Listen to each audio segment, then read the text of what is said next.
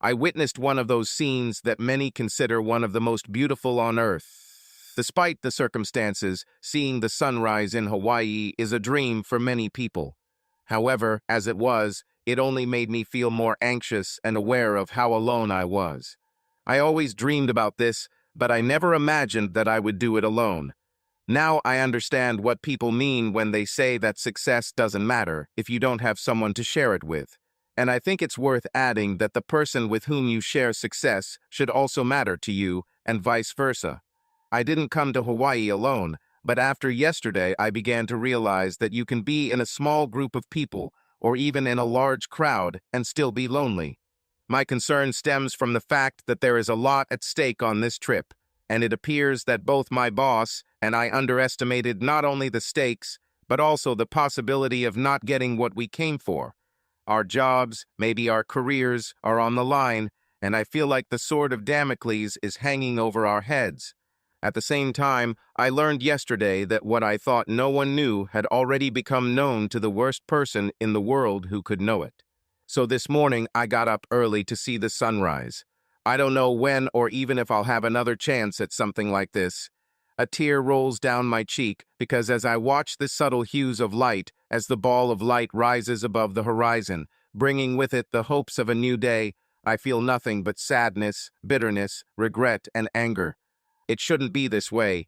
I can't blame anyone for my situation but myself, so I think I should get my act together and try to make the best of this relatively crappy situation.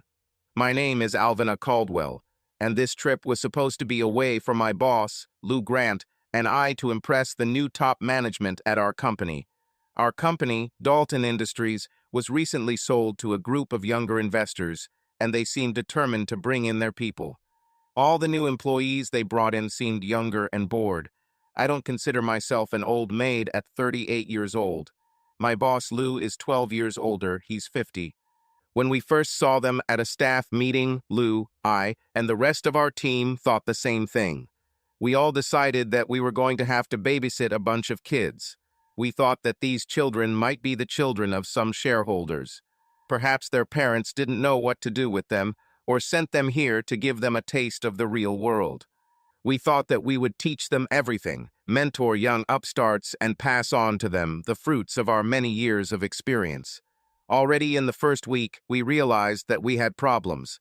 Even though many of these kids were barely out of college, and some were still in school, it turned out that we had to strain to keep up with them. To say that the culture in our workplace has changed overnight is an understatement. Men wearing suits and ties at work disappeared, as did business suits and semi-formal clothing for women. Jeans, miniskirts, and tracksuits have become the norm.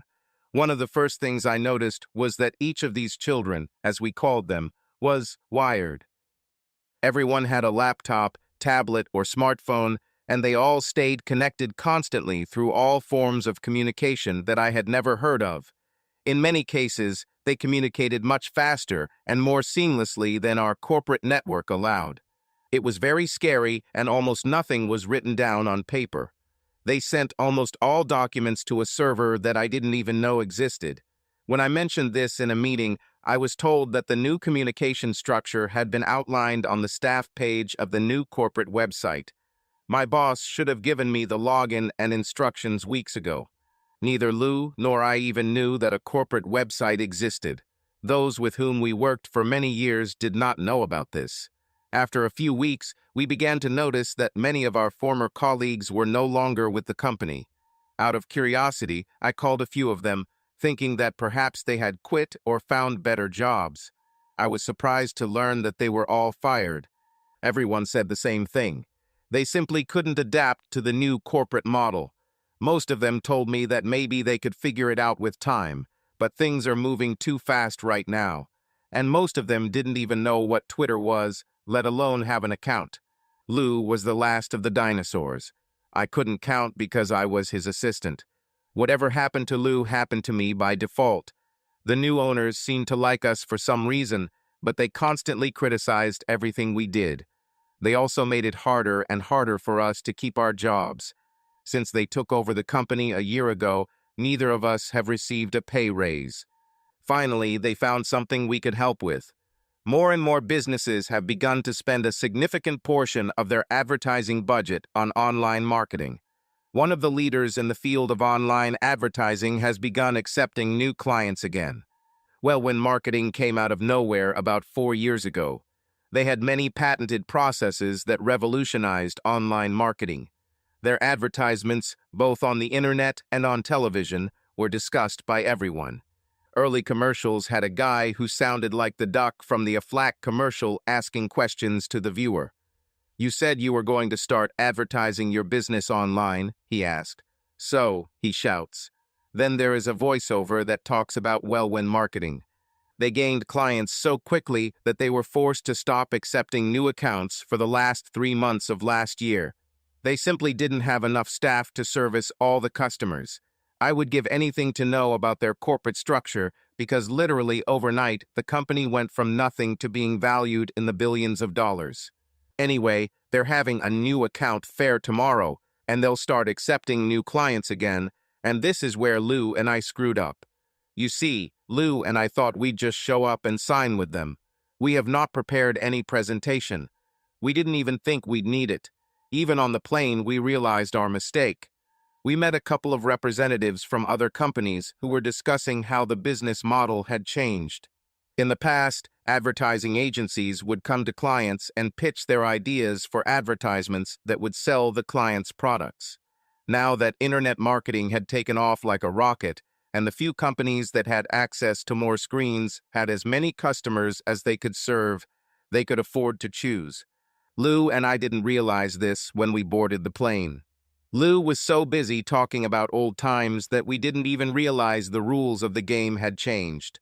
We both thought they would try to please us. I was here not only because I'm an almost 40-year-old sweetie, but also because I'm half of Lou's brain. I have always been considered very attractive. I'm average height, about 5'6". I have long blonde hair and very blue eyes. I have a round butt and very shapely legs, but it's my breasts that attract men like a magnet. I'm a size 42DD, which looks even bigger on my ordinary physique. There are very few men who can take their eyes off her. This is both my greatest advantage and curse. From an early age, I learned that I could get almost anything I wanted from a man just by breathing heavily and smiling. Unfortunately, I also got a lot of things I didn't want. I think Lou decided that my presence on this trip could be his ace in the hole if he needed to sweeten the deal. This is one of the problems I encountered this morning. My moral standards began to shake. I suddenly realized that my presence here in the role of someone other than Lou's assistant made me some kind of virtual woman of easy virtue. My real value on this trip is to wear a low-cut blouse and bend over often. I guess I have accepted that in a world where technology and paradigms are changing and evolving faster than I can comprehend, I will have to use every advantage I have to keep my job. The fact that men would be looking at me no longer even registered on my moral scale. What confused her was the idea that I might be forced to sleep with one of them. I've never done this before, not even once. I can still be proud that I have never slept with a client for either business or personal reasons. But this trip could turn me from a virtual woman of easy virtue into a real one. This is a decision that may have to be made much sooner than I was ready for. I don't think I can do this under any circumstances. Sex causes too many problems. Trust me, I know. If the choice was between sleeping with someone and losing my job, I would probably choose to stay unemployed. While thinking about this question and the circumstances, my thoughts began to wander. There were so many differences between the way business was done now and the way things were done 18 years ago, when I graduated from college with a bright and fresh associate's degree in business and office practice. Today, everything revolves around computers and the internet. Almost everything can be done in-house, including most meetings. I couldn't believe it when I saw a team of kids having a virtual meeting with a design team based in Japan. It was like a corporate version of Skype that translated the speaker's words into English on our side and Japanese on theirs. I didn't even know where to start to set up something like this, but the children mastered such things as if they were born with a computer in their hands. The more I think about the kids and how they are better with technology than with people, the more I realized that my husband would do just fine in our current environment. In fact, he would have succeeded. It was his playground, not mine. As I sat there and watched the sun fill the area with a warm glow, I suddenly realized that maybe our jobs weren't as precarious as I thought. Perhaps the children's strength was also their weakness. Most of them were good with technology, but not so good with people. Most of them had difficulty working without their tech toys. It scared me terribly to see them sitting in groups at the dining room tables. 3 or 4 of them sat together at lunch and didn't even look up from their screens to talk to each other. Did they just text hi or bye to each other instead of saying it out loud? This inability to connect with and date real people was the only advantage Lou and I had. Now I realized that this was probably the only reason the two of us hadn't been fired yet. I wonder what will happen to us if we screw up this task. I think we would have done better if we gave a great presentation and didn't get the deal with Wellwyn than if we came back and said we didn't get it because we were not only unprepared, but also didn't know the rules of the game. Will they look for new dinosaurs if Lou and I failed to complete the task? I tried to distract myself from thoughts about work, watching the zeal of young and not so young surfers on the waves.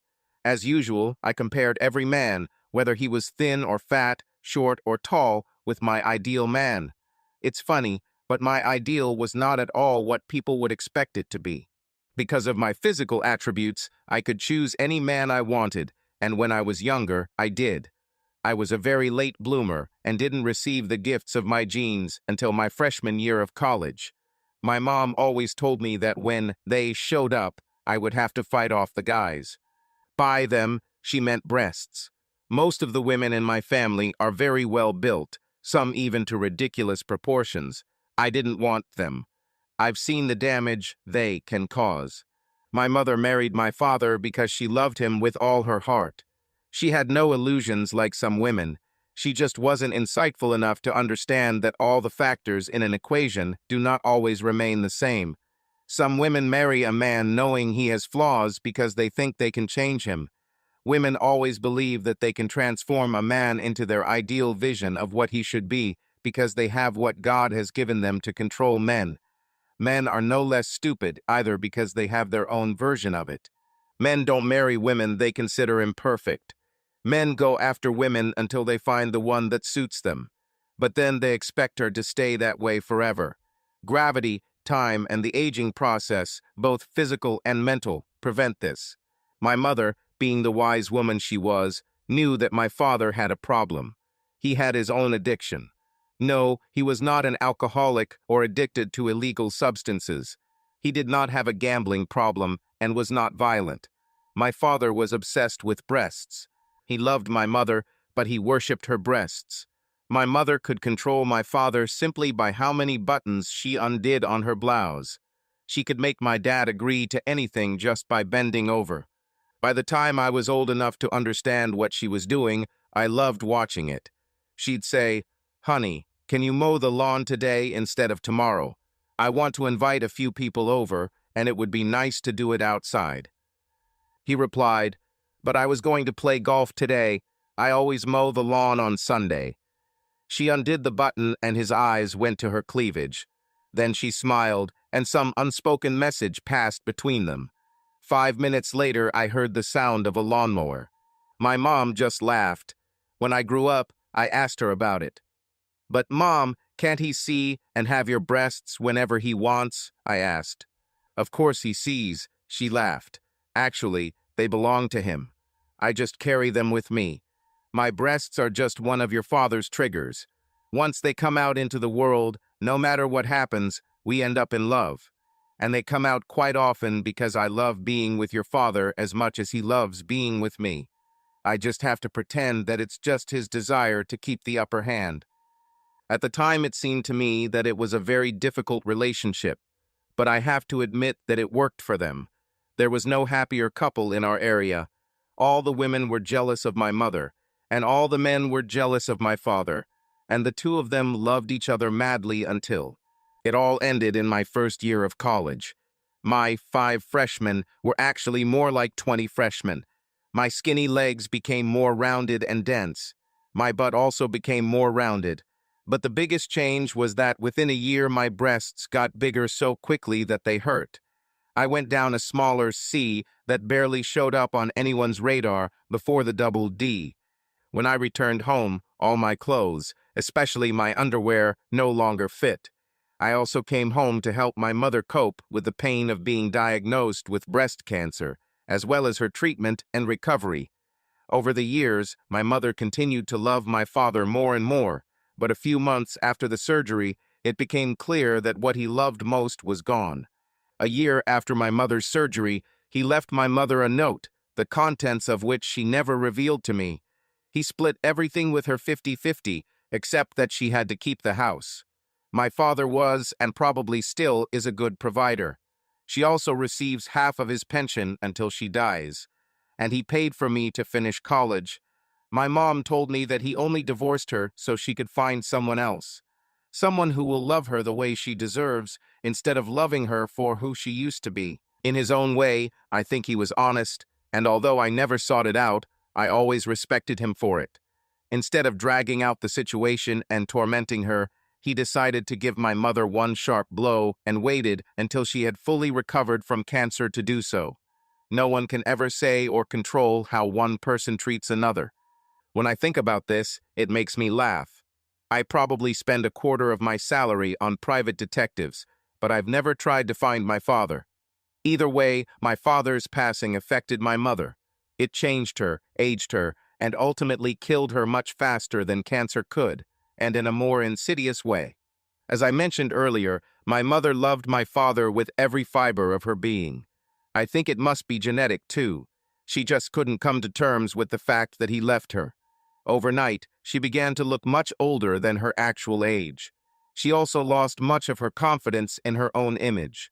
She spent a lot of time looking at pictures of herself from when she had breasts. She dated several times and several guys really liked her. But her heart never beat for anyone the way it did for my father. Seeing this made me realize that all the guys I dated weren't right for me. I'm sure I would have eventually come to the same realization myself, but seeing my family fall apart made me even more aware of the fact that finding the right man is important. Most of the guys I dated were athletes or outgoing people. They were the kind of guys who were competitors and were willing to do whatever it took to get what they wanted. In many cases, they wanted to have my breasts and have sex with me. In the end, it was normal, and I got a lot of benefit from it in a purely physical sense. But after a while, I began to wonder if there was something more. I didn't feel the way my mother felt about my father, about any of these guys. In fact, sometimes I've broken up with guys just because they made me angry or made the wrong joke. There were always way more guys who wanted me than I needed. Things were going great until my third year of college. I put off all my math classes until this year because I hated math. Even with interest calculations and compound interest formulas in accounting class, I was ready to pull my hair out. I was assigned a tutor. Danny Caldwell was the kind of guy I used to look past to see my date. Someone like Danny would never have been on my radar at all, and when I first met him, it wasn't love at first sight. The first thing I noticed about it was that my grades improved. I didn't think then that if you asked me to describe him, I could do it, even though I spent 3 or 4 hours a week with him. Gradually, some of the things he said began to dawn on me, and they were not related to mathematics. Most of the guys I dated couldn't wait to get me naked. In fact, the guys who were the most confident didn't even bother dating before sex. They just showed up to have sex with me. I began to remember how patient Danny was with me and how he always made time to see me.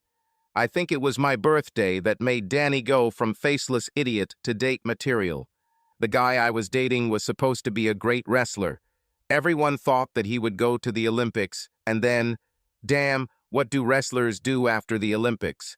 Anyway, Stu, the wrestler, came to my birthday party. I expected that we would go to a show or a good movie, but everything was as usual. Less than 30 seconds after he got to my dorm, we were having sex. During this, he shouted, "Happy birthday." Just when I thought things had gotten as bad as they could get, he pulled out his cell phone and took a couple of photos of me. "Why the hell did you do that?" I hissed. "Did you like it? Wait, I'll show these photos to the guys." He buttoned up his pants and got ready to leave. "What about my damn birthday?" I asked. "I gave you a gift," he grinned. "What are you whining about?" "God." I wanted to cry. After Stu left, I took a shower and cleaned myself up. I had just gotten out of the shower and put on my robe when the doorbell rang. I walked to the door, still drying my hair. It was Danny. "Sorry, Danny," I said. "I didn't know we had a session today." "We don't do that," he said. "Happy birthday." He handed me a small box and left. I opened the box, and inside was a beautiful gold medallion. It was real gold, too, not one of those cheap fakes. I opened the locket, and there was nothing in it. The rest of the evening, I thought about this medallion.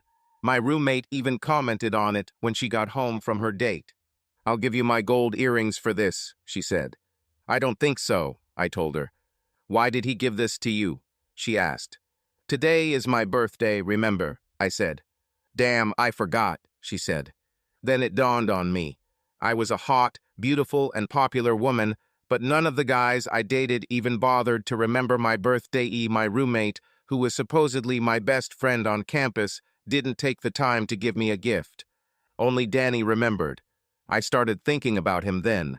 I began to remember how he always looked into my eyes when he spoke to me. He was always patient with me when it came to teaching me new things, or even explaining for the 20th time something I had already forgotten. I began to wonder what he would be like in other aspects of life. I even started to imagine the long term. I was sure that he would be perfect for me. Like my mother before me, I realized that Danny's flaws could be useful to me. Yes, he was socially awkward and not particularly attractive. But after college, no one would pay attention to his appearance, which meant that he was much less susceptible to the temptation to cheat. And since he wasn't mesmerized by my breasts like all the other guys, maybe he'll actually get to know me and love me for who I am, and not just my appearance. The next day when we met for class, before he even got his books out, I started asking him questions. "Danny, what is this for?" I asked. "I bought this for your birthday," he replied. Then he looked into my eyes and his face changed. "Sorry," he said. "That's my fault. I've been studying with you for several months now and didn't want to break any boundaries.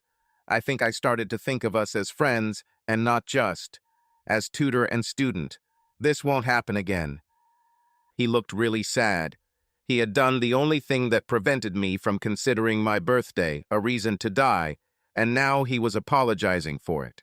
"Danny, this is a wonderful gift," I smiled. He was very attentive. "I just wanted to understand why you did it, and we really are friends. I will never take it off." I was wearing a deep V-neck sweater, and a small medallion hung between my breasts. He looked at me and smiled, and this smile was not sexy or vulgar. He was just glad that I liked it. "What should I do with him?" I asked. "I have no idea," he replied. "Maybe you could put a little picture of you and Stu in there."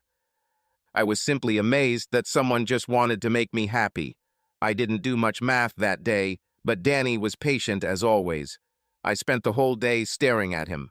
He was short, but not so small that it was unpleasant. If he started working out, he might have a decent body. He wasn't outright ugly, but his features were hidden under a mass of long, curly hair and huge glasses. I told him that I had been distracted all day by a large stain of dirt on his glasses. I took them off under the pretext that I wanted to clean them. I was struck by the biggest, softest, most innocent brown eyes I had ever seen. The best thing about it was that once his glasses were off, I could look at him and analyze him as much as I wanted, because his eyesight was so bad that without them he could barely see me, let alone understand me, that I appreciate him. I decided right then and there that he was the one. I'm done with what I call dating. But I was stupid, and even though Danny couldn't see, I was the one who was blind. As my mother told me, since I got breasts, I've gotten used to everything going my way. It was something like the golden rule, but with breasts instead of gold. Those who had golden breasts set the rules. It worked for me until I met Danny. All these hormonal football players and other guys did everything I wanted for the opportunity to get the golden breasts. But Danny wasn't paying attention. If I came out of the shower without a bra under my shirt or robe, he would still be concentrating on math, but he would tell me how great my hair smelled. One day, I even pretended that I forgot to put on my underwear, and he noticed it. He even told me this to avoid my embarrassment. I don't think it ever occurred to him that I was trying to seduce him. It took me 2 weeks, which was a lot longer than I've ever tried to get any guy to do anything for me. It took these 2 weeks only for me to realize that not only did Danny not realize that I was interested in him, but that he already had a girlfriend. I smiled when I discovered this. I saw this as a kind of competition that I would undoubtedly win. It took me 2 days to find out who his girlfriend was. I laughed until I cried. The girl was so ordinary that I couldn't understand what she could give him that I couldn't. I also couldn't understand why he didn't leave her immediately when I started hinting that I was interested in him. No one else I knew would have thought twice. I think that's what made him so damn special and made me want him even more. He was a man who kept his commitments and stood by his girlfriend no matter what. Luckily for me, his girlfriend didn't have the same moral principles. If she had been more faithful, nothing would have worked out. We did what in team sports they call a tripartite deal. I asked one of the guys on the football team to date me in exchange for a date with Danny's girlfriend. I also hinted at what he might get if he ruined their relationship. Without going into too much detail, I'll just say that less than an hour after I made my call, my idiot football player started hitting on Danny's girlfriend. She was in his bed in less than 90 minutes and ended her relationship with Danny in less than 2 hours. Did I do my best Hannibal Smith imitation and say, "I love it when a plan works"? Surprisingly, no. I expected Danny to immediately rush into my arms, but that didn't happen. I haven't seen or heard from him for over a week, and even then I had to look for him. I was so used to the fact that after breaking up with a guy or him breaking up with me, he would immediately start seeing someone else that same evening that the pain I caused Danny shocked me. I asked a few of his friends where he was and found out that he hadn't even attended class all week. They directed me to his dorm, and the Danny I found was not what I expected. Danny was never what I expected. I don't know why it took me so damn long to realize this. Danny was depressed and badly beaten. He was also drunk, although Danny didn't drink at all. Danny called his girlfriend to ask her what he did wrong so he could get them back. She told him she just found someone better. Danny kept trying to win her back, and she was starting to realize that my football player was just using her. Danny wrote her poems and did many other nice things to try to win her back. This little guy did everything so well that she began to hesitate. My football player couldn't compete with Danny's romantic advances, so he resorted to what he knew best. He publicly beat Danny. However, the football player himself came out worse because he weighed 100 pounds more and was 6 inches taller than Danny. But Danny didn't give up. Ralph almost gave up and didn't tell Danny why he did it.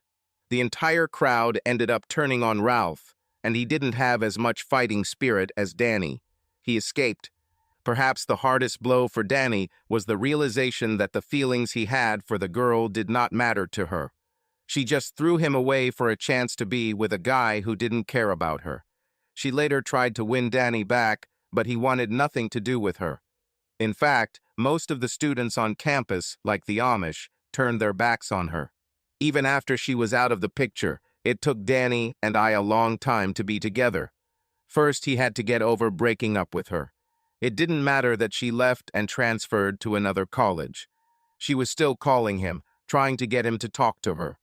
Once he got over that, he decided he just didn't want to have a woman. When I asked him why, he told me the saddest thing I've ever heard. He said that women are like cars. Sometimes it is better to rent them than to own them. If I lease a car, he said, as long as I make my lease payments on time, maintaining the car is the rental company's responsibility. When I'm done with the car, I get a new one, brand new. I can get a new car every 2 years. If I buy a car long before it's paid off, I'll have to start paying for repairs, he continued. And at the end of the day, No matter how much I love this car, if I can't drive it, it's no use to me. Lease is better. We still pay, but paying up front is less painful. Then you know what you're getting and not getting a kick in the teeth. We're not talking about cars now, are we? I asked. So, Danny, how exactly would you rent a woman? They are called prostitutes or escorts, he said. Danny, why would you pay for something I'll give you for free? I asked. He laughed. When he saw that I wasn't laughing, he simply changed tactics. Alvina, I can't do this, he said. So I'm just ugly, huh? I asked.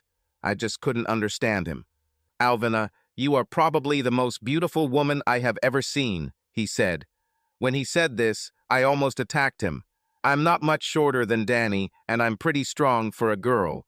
I truly believed that I could throw him on the bed and just take it. But it just won't work, he continued. The whole point of renting or hiring is that there are no emotional attachments, so no one gets hurt, and you are my friend. There can be no meaningless sexual relationship between us because I care about you, and that will mean something, and someone, probably me, will get hurt, and I'm just not strong enough to go through that again. We continued to communicate, supposedly supporting each other and helping him get over the breakup. We got closer and closer until we were together. Believe me, it was not as easy as it seems. I've always had enough attention from guys, and some of them can't take no for an answer. And I'm not a saint. I made mistakes a couple of times because I'm a normal, healthy woman who loves sex, and Danny and I weren't in a serious relationship yet. But from the moment our relationship became serious, I didn't do it anymore. On the other hand, Danny was not second class either. The news of the fight and what Danny was willing to do for his ex spread throughout campus, and many girls wanted to be with him. Surprisingly, I was first in line, but he didn't see it. I almost lost him, so I had to take matters into my own hands. Although we no longer took math classes together, Danny and I saw each other often. Damn it, we saw each other so often that we could live together. He was all excited about his upcoming date with some stupid student English, and I couldn't stand her at first sight. She was one of those bohemian girls who was a little on the wave, and I was sure that they would have a lot in common, so I had to play my trump card so as not to lose it. He came to me for advice about a date, and I smiled at him. I showed him the medallion he gave me and asked him to put it on me. Danny, you know I've never taken this locket off since you gave it to me except in the shower, right? I said. He simply smiled. I opened the locket and showed him pictures of the two of us inside. He was really surprised. I couldn't believe that he didn't even know how I felt about him. So I have some advice for you about your date tomorrow, I said. It's not like I've never gone on a date before, Alvina, he said. I smiled and pulled him by the hand, sitting him down on the sofa. I hugged his hand and didn't let go. I always did this, but somehow it registered with him only as friendship.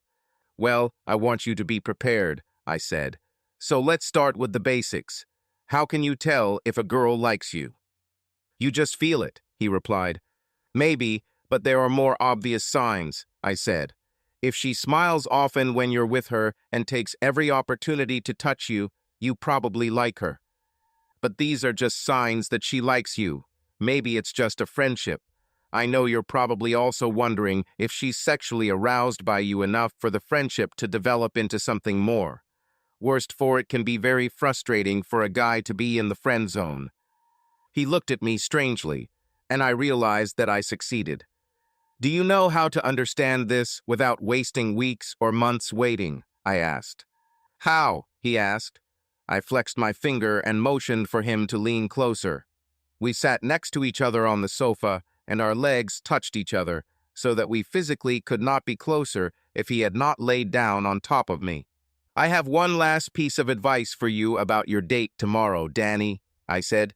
After we're done, I said, I think you should call that bitch and cancel your date, because if you ever go on a date with anyone other than me again, I'll hurt her, okay?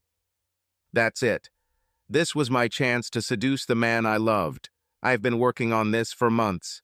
With most of the men I knew, I could just say, let's have sex, and it would happen. But with Danny, it took months. My intention was to make sure that what Danny and I had developed into the love I had wanted my whole life. I needed him to love me the way he loved his ex, only more. I was just going to drive Danny crazy with passion. I was going to wear him out so much that he would never be the same. I was in full combat mode. I was a little worried that Danny might pass out, or I'd have to chase after him and pounce on him. The vision of me running down the hallway, completely naked, with my breasts flying, and jumping on him in front of witnesses flashed through my head, and I smiled. Fuck them all. I didn't care what a bunch of students thought. It was for everything in the world. It was for the sake of a happy life and future. But again, everything didn't go as I expected. Yes, I had experience, but as it turns out, I never really learned. Looking back, I realized that all of my publicized experiences came from men who were completely selfish, and all they did was use me. Danny truly loved me. When I woke up, it was already dark outside, and we were still in bed. I pulled the blanket over us and apparently made more noise than I thought because my neighbor looked into the room. "Damn, you had a good time," she said. "They were standing outside the door listening to you when I returned home." "Who's there with you?" "My husband," I answered. She closed the door, still laughing.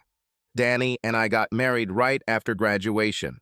Both landed great jobs for a couple fresh out of college and began their journey through life hand in hand. Now it seems so distant." I smiled, remembering this. I was so carried away by memories that I forgot my own rule. I never allowed myself to think about the past because it always hurt me. If I don't stop, I'll start crying and then get depressed. I focused on what was right in front of me. I concentrated on the waves and focused on the surfers. One guy came out of the water as if he was heading straight towards me. He rode his board all the way to the beach, and when the water got too shallow, he just picked it up and walked ashore. He picked up the board, and something seemed strange to me. When the sun was almost fully up, he put on the sunglasses hanging around his neck. He was not large, but muscular. He was wearing long board shorts and came out of the water and turned before reaching me.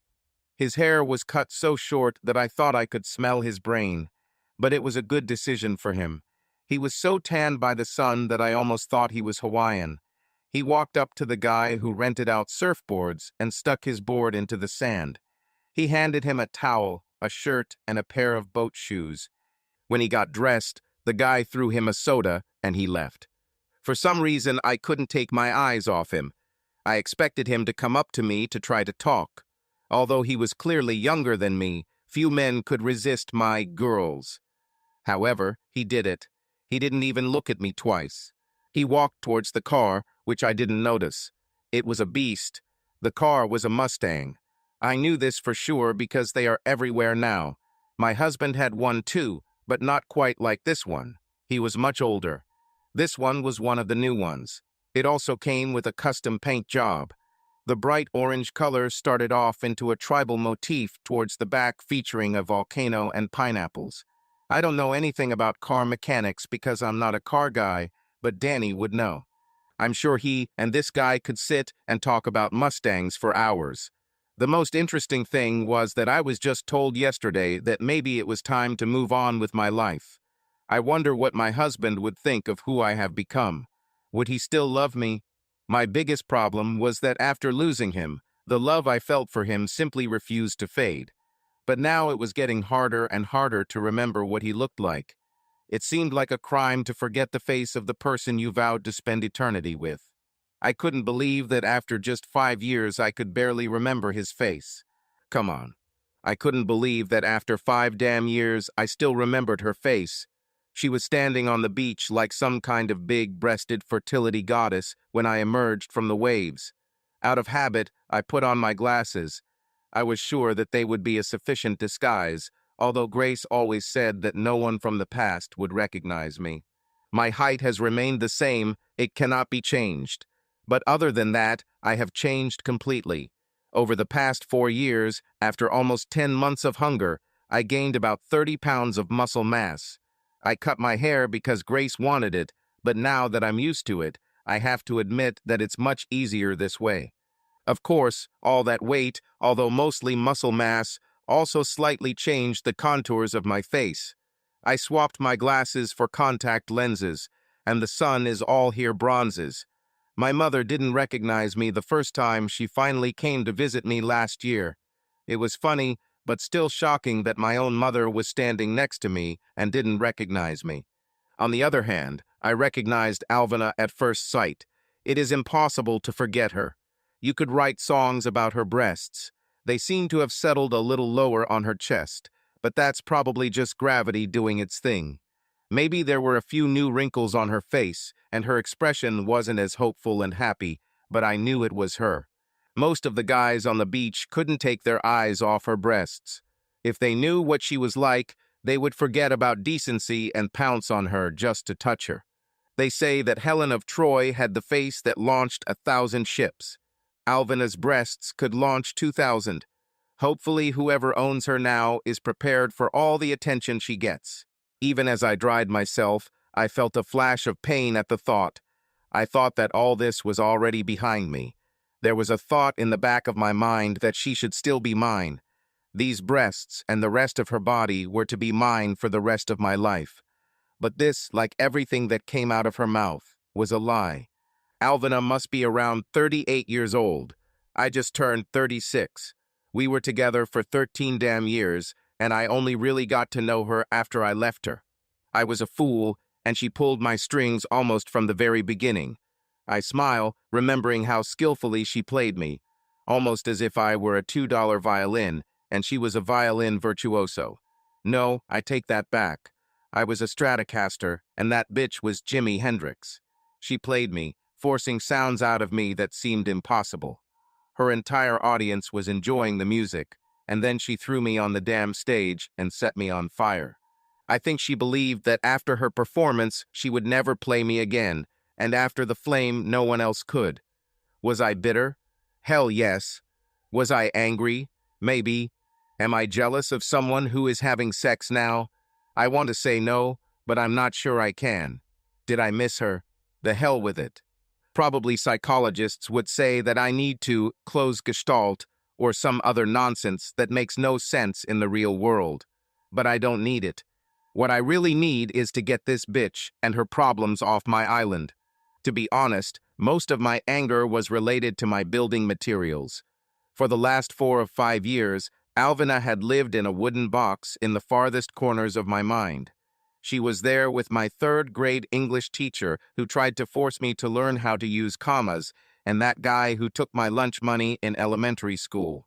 Now I have people I pay to write reports, and if that bully came along now and wanted money, I would show him where he belongs.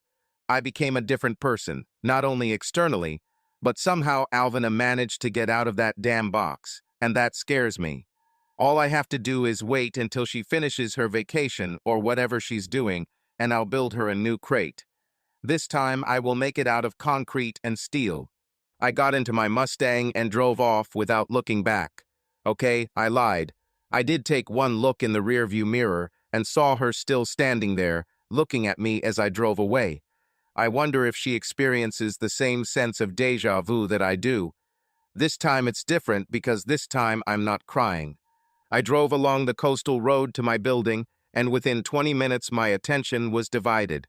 One part of my mind was watching the road, while the other was rewinding time to the events that happened before we parted ways for the last time. I think it was the worst 2 weeks of my life. Alvina and I were married for about 12 years. We settled in and felt comfortable. We had a good house, savings, friends, everything we needed. She started dropping hints about having children, or so she claimed. I really think she was saying this because her mom was passing away, and maybe she thought having grandchildren would help her. Or if not that, maybe she just wanted her mom to see her grandkids before she left. I don't know, but I know we never had children. Anyway, my old company deceived me. After over 10 years in business, they decided I was getting too expensive. I only found out about this after I was fired. It was as if they forced me to dig my own grave. They made me spend 2 weeks training my own replacement. I had trained people before who then worked with me or did similar work in other departments, so I didn't think twice about it. This time, the person I had to train was a woman, or rather, a girl. I've never seen anything like it. I didn't realize it at the time, but it was like I was looking at diamonds in the rough. Before they are cut and cut, rough diamonds sometimes look like regular stones. And that's exactly what she looked like, just an awkward, clumsy girl trying to get used to her body. She was sweet in her own way. She was very exotic, with her jet black hair and gray eyes. Her cinnamon-colored skin made her look unreal. Her eyes were almond-shaped, so I knew she was half Asian. After a few conversations to pass the time, I found out that she was half Asian and half Brazilian. She seemed to have the best features of both races. For 2 weeks, she followed me like a puppy. She was a very fast learner, and after the first week, she no longer needed my help. But for some reason, she kept following me. She kept asking me questions, and I noticed her looking at the large framed photograph of Alvina on my desk. I was sure that some of the guys at work who were already trying to get her into bed had mentioned seeing Alvina with me at some company events. I was sure she was talking to someone when she started covering her upper body more and wearing shorter skirts. At the time, I thought it was cute but pointless. I loved Alvina so much that I simply could not believe that anyone else could take her place. The next thing I remember, or at least the next thing that stands out most in my memory, is the day I got fired. I remember Grace burst into tears, and the people I had worked with for over a decade just stood there in shocked silence. They didn't even throw me a going-away party, so a few guys from work, and of course Grace, took me to lunch. I had no idea how to tell Vin about this. It wasn't that bad, I could have found another job, but it was a shock. I called her to tell her the bad news. Alvina made most of the decisions in our marriage. We discussed things, but if we couldn't agree, she would just show me her big breasts, and everything would happen according to her will. For some reason, I never told her that what I loved most was her eyes, not her breasts. But she was proud of her breasts, and I loved her, so I allowed her to live in this illusion. After all, I had my own illusion. I came to her house every day. There was no reason on paper why a nerd like me would have a woman like her. I thanked my lucky stars every day that she loved me as much as I loved her. I called her cell phone, and it went straight to voicemail. I knew that Alvina would be free soon, so I decided to stop by her office. When I got there, it was a little later than I expected. Most of the cars have already left the parking lot. Some of Alvina's colleagues even waved to me as they left. They were good people. We invited some of them to a barbecue. I was sure they were just as surprised by our relationship as I was. I arrived at the door just as one of the last people left. I walked through the dark corridors to her office. Only a thin strip of light made its way through the slightly open door. "Wait a minute," she said. "I need to call Danny and tell him I'll be late again." I thought I'd just open the door and tell her what I already knew. I even reached out and placed her hand on the door until I noticed that her blouse was completely unbuttoned and her bra was pulled down. Her boss, Lou, stood behind her with his pants pulled down to his ankles. "Stop it, Lou," she said. I barely managed to turn off the ringer on my phone. She left me a message that she would be late and that she loved me. What ironic coincidence is this? "You're lucky I let you call him at all," he said. "Damn, you're lucky that I haven't forbidden you to sleep with him yet." "He doesn't deserve you at all," he said. "You are mine." "Stop it, Lou. If you leave marks on me, we'll be in trouble," she said. "Damn, you already have problems," he snapped. "Has your little idiot already found out he's being fired?" "Not yet," she replied. "At least he hasn't told me yet." "When will you leave this loser?" he asked. "As soon as you leave Mary, we can be together," she answered calmly. I think I probably should have burst in there and beat them both up, or at least died trying. But I was shocked. If I thought losing my first girlfriend in college was hard, it almost killed me. The first time I went through this in college was nothing compared to this. I was only with Belinda for about 8 months. Vina and I were married for 12 years. The funny thing is that it took me the first 5 years of our marriage to get over the idea that she might leave me. What was even funnier was that it was Alvina who helped me forget Belinda. This time, I'll have to pull myself out of it. I think deep down I always knew something like this would happen. I fought for Belinda and got it all. I've already heard Alvina call me a loser and say that as soon as Lou leaves his wife, they will be together, so what's the point? The best solution for all concerned would be to simply disappear. I quietly walked out of the building and got into my old Mustang. I drove home as fast as I could and packed everything I had. Then I set up the stereo and wrote a note.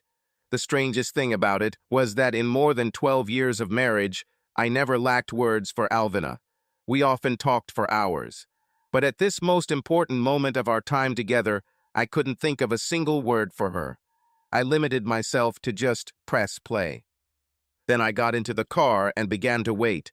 As soon as I arrived at the right place, I took out my phone. I dialed the office number and tried my best not to let my voice waver. Ironically, Alvina answered the phone. "Lou Granta, please," I said quickly. More out of habit than for any other reason, Alvina simply handed the phone to him. "Hi, this is Lou," he said. "Hey Lou, it's a loser," I said, and he took a deep breath. I think he was in shock. "What are you talking about, buddy?" he asked. "We're almost done.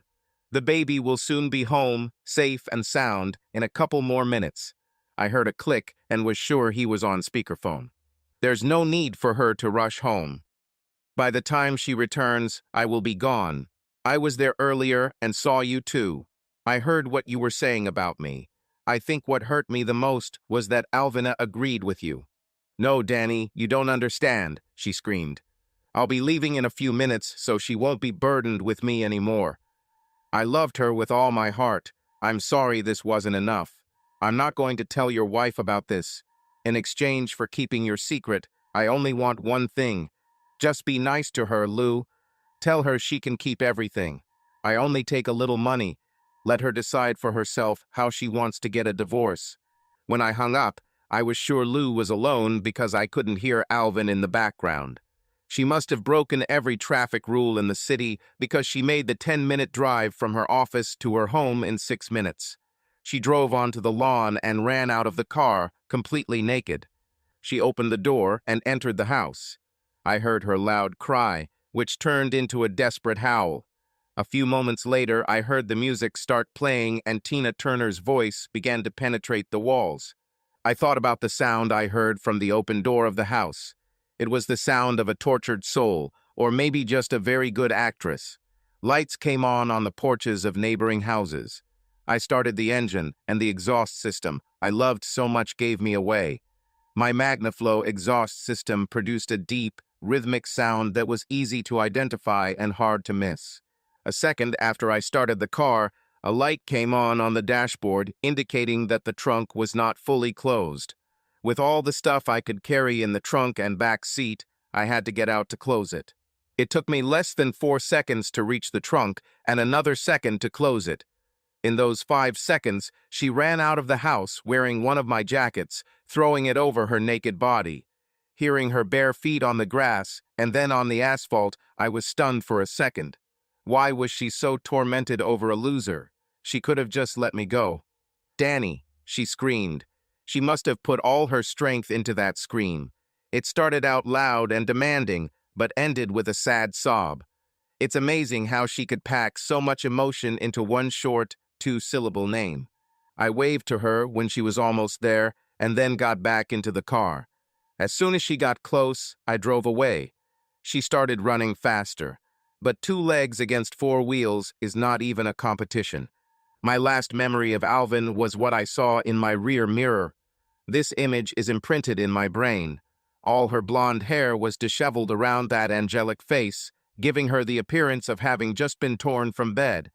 Those huge breasts, barely contained by my jacket, heaved with every breath she took. The jacket covered almost nothing. When she turned around, her bare back could be seen. She didn't even try to cover herself. Why does she need this? Alvina has always been some kind of Amazonian goddess. She was living, breathing art. Like Stu before me, I realized that no mortal could possess a goddess forever. My time is simply up. My turn is over. I turned my back on everything I knew then. I left Michigan never to return. I left all my friends. I had a lot of them. But what did that mean? None of them could help me. Of course, some of them could help me find another job or offer me a sofa or even a guest room to stay in for a while. But no one, not even your best friend, could help in a situation where you are experiencing such devastation. What can even your best friend do when your heart has basically been ripped out? I have a friend who is a doctor. He told me many times how many preparatory stages are necessary for even a minor heart operation and how dangerous it is. Doctors, even the most talented of them, cannot cope alone. Repairing even a minor valve requires a team, including an anesthesiologist, a surgical assistant, a nurse, and several other people in addition to the doctor. Sometimes there are 6 or 7 people on a team, and they all play a vital role. Even with the most minor heart surgery, if any member of the team fails to do their job or makes a mistake, tragedy can occur. These medical professionals earn hundreds of thousands of dollars a year, and they deserve it. Alvina, on the other hand, makes $35,000 a year, and she has just done everything these people do, all by herself. She just stuck her hand into my chest, pulled out my damn heart, which was still beating, and defecated on it. Of course, unlike the medical team, Alvina didn't need the patient to live. As I said, my friend couldn't help here. After the operation that Alvina so skillfully performed on me, I was nothing more than a zombie. I wandered around, obviously alive, but silent, only eating, sleeping, and driving. I withdrew half the money from our checking account and half our savings. Vina could have kept the rest, but I needed money to live, and this was my rightful money. I was more than generous. I didn't slow down or stop until I was exhausted. I needed to put as much distance between us as possible. 2 days passed before I even thought about my phone. I realized that I left more than just Alvin in Michigan. There were other people who might even deserve to know that I was okay. One of the biggest disadvantages of smartphones, especially iPhones, is that they require a lot of power. My phone was dead as a disco. I reached into the center console for the cable and began charging it. I continued driving for another hour and decided to stop for something to eat. I pulled into the McDonald's parking lot. As I was leaving the parking lot, I saw a girl trying to hitch a ride. She constantly looked around. I think she was checking to see if there were any police nearby. I stopped and opened the door. She got into the car. The whole damn car smelled like McDonald's. She didn't even look at the food. Not noticing this was my first mistake. I looked at her. She looked normal. She had long legs, but she was nowhere near Vina's level. Damn, who was it? She unbuttoned her jacket, and I saw small breasts, but a very flat stomach. Alvina had a small, round belly that she hated. She did thousands of crunches and sit-ups over and over again, but it never went away. I found him sexy. Our children will grow up here, I said. At that moment, sitting in my car and looking at the dirty t-shirt with the image of Hawaii on the hitchhiker's chest, I wondered if Alvina was faking that expression too. Most of all, I thought about why she put up with me for so long. "Hey, wake up, guy," she said. "Have you never seen breasts before?" I almost died laughing. 1,000 things came to mind at that moment. "I've never seen such little ones," was one of them, but I didn't say anything other than sorry. "If you want to take a closer look, or maybe something more, we could stop and make a deal," she suggested. "No, thanks," I replied. "It's a pity," she said. "It could have been better." "Better than what?" I asked. "Better than me having to rob you to get the money I need," she said. Her voice and demeanor changed dramatically. I don't know where she got it from, but suddenly I was looking at the barrel of a very business-like gun. "Stop the car," she ordered. "No," I said calmly. "I'll just keep driving." I pressed the gas and drove into the middle lane of the highway. "What the hell are you doing?" she asked. "I told you to stop the car." "I heard you," I replied. "I'm just not going to do it."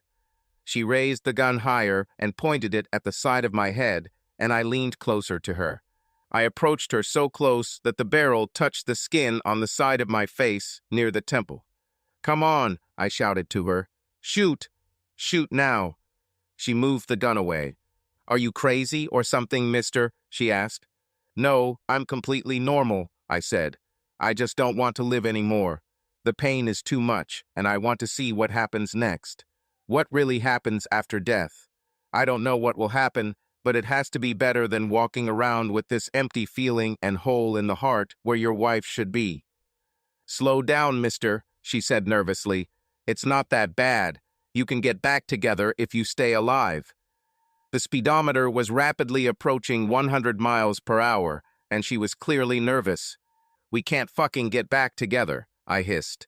Drops of saliva flew from my mouth as I whispered each word while looking into her eyes. Mister, please go back to the road, she pleaded. For what? I asked. I don't want to die, she replied. I want to, I said. Put that fucking gun back to my head right now, or I'll kill us both. Mister, you can bring her back, she said. If you love her that much, you just have to fight for her. If she sees you fighting for her, she'll know you love her and everything will get better. It'll even heal the hole in your heart. She doesn't come near that hole anymore, I said calmly. This hole was intended for the woman who loved me and not for some big-breasted woman of easy virtue. Why are you guys so damn obsessed with women with big breasts? She asked just as the horn of a truck on the other side of the road began to blare. I crossed the median and she screamed.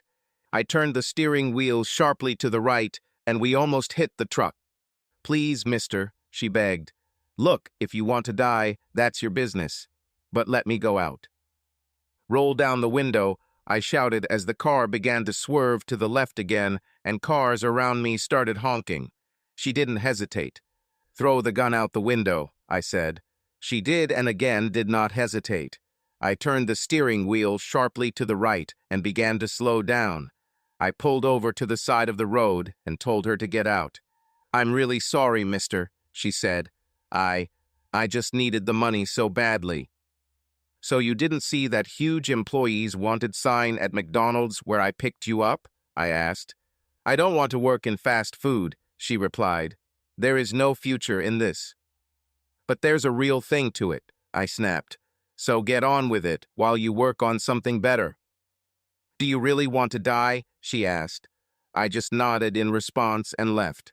The last thing she muttered as she closed the door was, "Love is for idiots." I don't think she realized that I heard her, but her words influenced me. She was right. Every time I gave my heart, all I got in return was a kick in the teeth. I looked at my phone screen as I got back on the highway. I had over 50 messages, and most of them were from Alvin's. I turned off my phone and went back to my zombie ride. But that girl's words stuck in my head, and I had a moment of clarity. I decided right then and there that I would get up and just start my life over. But this time I will be better. This time I won't let myself be distracted. And this time I will do everything myself. I'll never fall in love again. Elvina, I'll never fall in love again. This is exactly the thought that flashed through my head as I collected my things and walked back along the beach to my hotel. I tried to erase the image of the guy in that Mustang from my memory, but he stubbornly did not disappear. There was something primal about him. As I walked past a guy who rented out surfboards, I reached out to touch the board he had just returned. A hand as strong as iron grabbed my wrist before I could touch it. "You are a very beautiful lady," he said. "But this board is not mine. Its owner keeps it with me. He comes here to ride every morning." I should have noticed this earlier. The board matched the car. The coloring was almost the same. There was even a large icon of a running Mustang pony in the center of the board. "Have a nice day," he said. I turned back towards the hotel. I didn't want to go back there, but I had to. Apparently, what I was going to do did not meet my expectations. Last night, I slept in a comfortable, although not luxurious, hotel. I slept alone. I guess I expected someone else to be in bed. But everything went wrong. I wonder what made Mary, Lou Grant's wife, come with us on this trip. Mary had nothing to do with our business. In fact, she was almost my exact opposite. Mary had dark brown hair and a slight build, but she had a grip like an iron claw on Lou's heart. On all the occasions when I met her, I never saw anything special about her, just a little gray mouse. I ignored her for years, just like I ignored Danny. Yesterday on the plane, Lou moved back a few rows to stretch out and take a nap. Mary moved and sat next to me. Well, that's joy, I thought. Now the conversation will begin about female power and shopping. For the first few minutes, she didn't say a word. Just watched as I looked at the report from my private investigator that I had just paid another $400 for. It's been 5 years, Alvina, she said. He either died or moved on. Anyway, for your peace of mind, don't you think it's time to move on? I looked at her as if I was seeing her for the first time. There was a steely tone to her voice that I had never heard from any woman. No, I answered sharply. I can't. I will never give it up. No one can hide forever. Even Bin Laden was eventually found. I love Danny, and we will get through this and continue to live together. Alvina, you are a beautiful woman. You could have another man with just a snap of your fingers, she said calmly. I don't need another man, I hissed. I had many men before Danny, but I love him. He does things to me that no one else can do. I love him the way my mother loved my father. She died of loneliness after he left her. Years passed before she simply died. But that won't happen to me because I will find Danny. He is the only man I will ever love. In polite society, such a statement usually ends the conversation. Maybe she would have responded with something like, I hope you find him, or a little more sarcastically, good luck to you. But Mary Richards Grant went further and rose from barely noticeable being to the top of my list of bitches with her next question. If he is the only one for you, and you love him so much, why are you sleeping with my husband? She asked calmly. All the alarm bells in my head went off as she turned to face me. Her eyes carefully followed my every movement, recording every little detail on my face as I gasped for air, stunned. Relax, she said. You have at least 2 more years, maybe even 6. My question was more out of curiosity than anything else. What do you mean 2 years? Or, I asked. Before I divorce Lou, she said. Of course, if you don't handle this matter and he gets fired after this trip, I'll have to do it now. That's why I'm here. You know how it is in business. This is what you studied in college, right? When serious problems arise in a company, the chairman and CEO steps in to sort out the situation. And that's exactly what I do. She smiled at me. I have to protect my share of the assets. I need to make sure my children are provided for and taken care of no matter what happens. You don't know what it is, she chuckled. It still amazes me. Such big breasts and all for nothing. Heck, you could have fat, happy babies. In any case, if you and Lou mess this up, I'll file for divorce immediately. Lou is already 50 years old. He will be 51 next week and is in very poor health. Having sex with you is the only physical activity he gets. I swallowed loudly. His skills, like yours, are out of step with the times. The chances of him getting another job at his current level and with the same pay aren't very good, so maybe it's time to let him go. The divorce papers have been ready for more than 6 years. The only thing left is to fill in the numbers and update the evidence. But I don't. I began. You had sex with Lou for 6 years, she finished. She said, you weren't the first either. You started about 3 days before your husband caught you, and I even know why you did it. You are smart enough for a stupid woman, and you seem to really love your husband. If your plan had worked, you would probably be happy now, and I would be in the same situation, only it would be some other girl that Lou would cheat with. But if you knew all this all along, why? I started again. Why didn't I say anything? She asked. It's complicated. You know Lou loves me, right? She asked, and I nodded. He loves our children just as much. The problem is that he and I are not the same as you and your husband were. Our sex life has never been good. This is probably due to some physical problem in me. But I never enjoyed sex. Never. Maybe it's the way Lou does it. But he, on the other hand, has a very high sexual appetite, and he is, how can I put it, like a bull in a china shop. I put up with it and gave birth to his 2 children, but after that our relationship just dwindled to once, maybe twice a month, and on his birthday. That's all I can bear. It's very frustrating for him because he really loves me, but I don't give him what he needs. This makes him cheat on me, and it slowly burns away all the feelings I have for him. I made him fire his 2 previous mistresses because the situation was getting out of control. I will not tolerate disrespect, and I will not tolerate things becoming anything but secretive. You never said anything disrespectful about me, but some of the things he made you say about your husband were quite cruel. You do understand that you hurt him more with your words than with your sex, right? But all this was not true. Lou makes me say these things because I already know, honey, because he's insecure, because he doesn't give you as much pleasure as your husband, or did. Lou really boosts his ego when you tell him he's better, that your husband is a loser, and that you'll leave him for Lou. And he, like almost every other fool, is blinded by your breasts. But how do you know all this? I asked. From the moment I found out about Lou's first mistress, long before you became his assistant, I wiretapped his office. There were cameras and microphones installed everywhere. I have access to his phone and yours.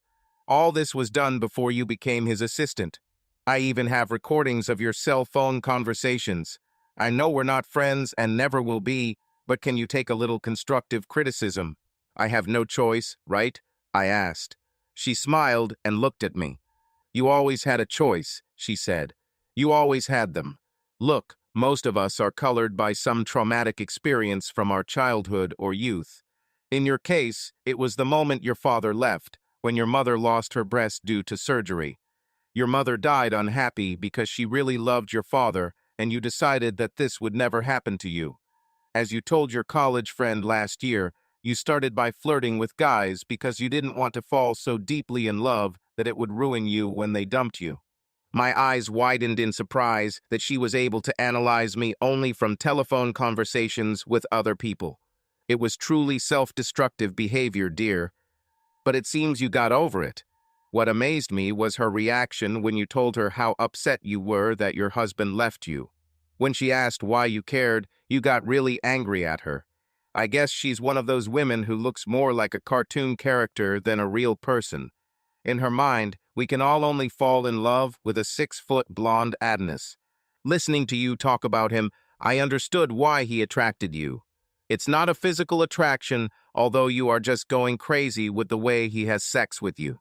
Danny didn't just have sex with a lot of people, I interrupted her. Yes, I know, she intervened again. He made love to you. Blah, blah, blah. He took you to places no one else even went near. I've heard you tell this to more people than Ford sells cars. It doesn't matter, honey. You fell in love with him because he was the only guy who could see the woman behind your breasts. He loved Elvina, not Elvina's breasts. This guy would drive through hell on a tanker with his clothes on fire for you. You knew that even if you became like your mother and lost your sweaters, he would still love you, and you too would still be happy, right? I started crying and nodded my head. And somewhere in this little fairy tale, everything became much more serious, didn't it? She asked. You responded to how much he loved you. It became some kind of strange, vicious circle. The more he loved you, the more you loved him. When I heard you tell Lou about how you wanted to strangle the women he worked with, I knew what would happen next. I understood how you meant it, and I saw how Lou took it. It's too late, honey, but you know Lou lied to you, right? What do you mean? I asked. And if you know all this and love Lou or loved him, why are you allowing this to continue? Why didn't you do anything?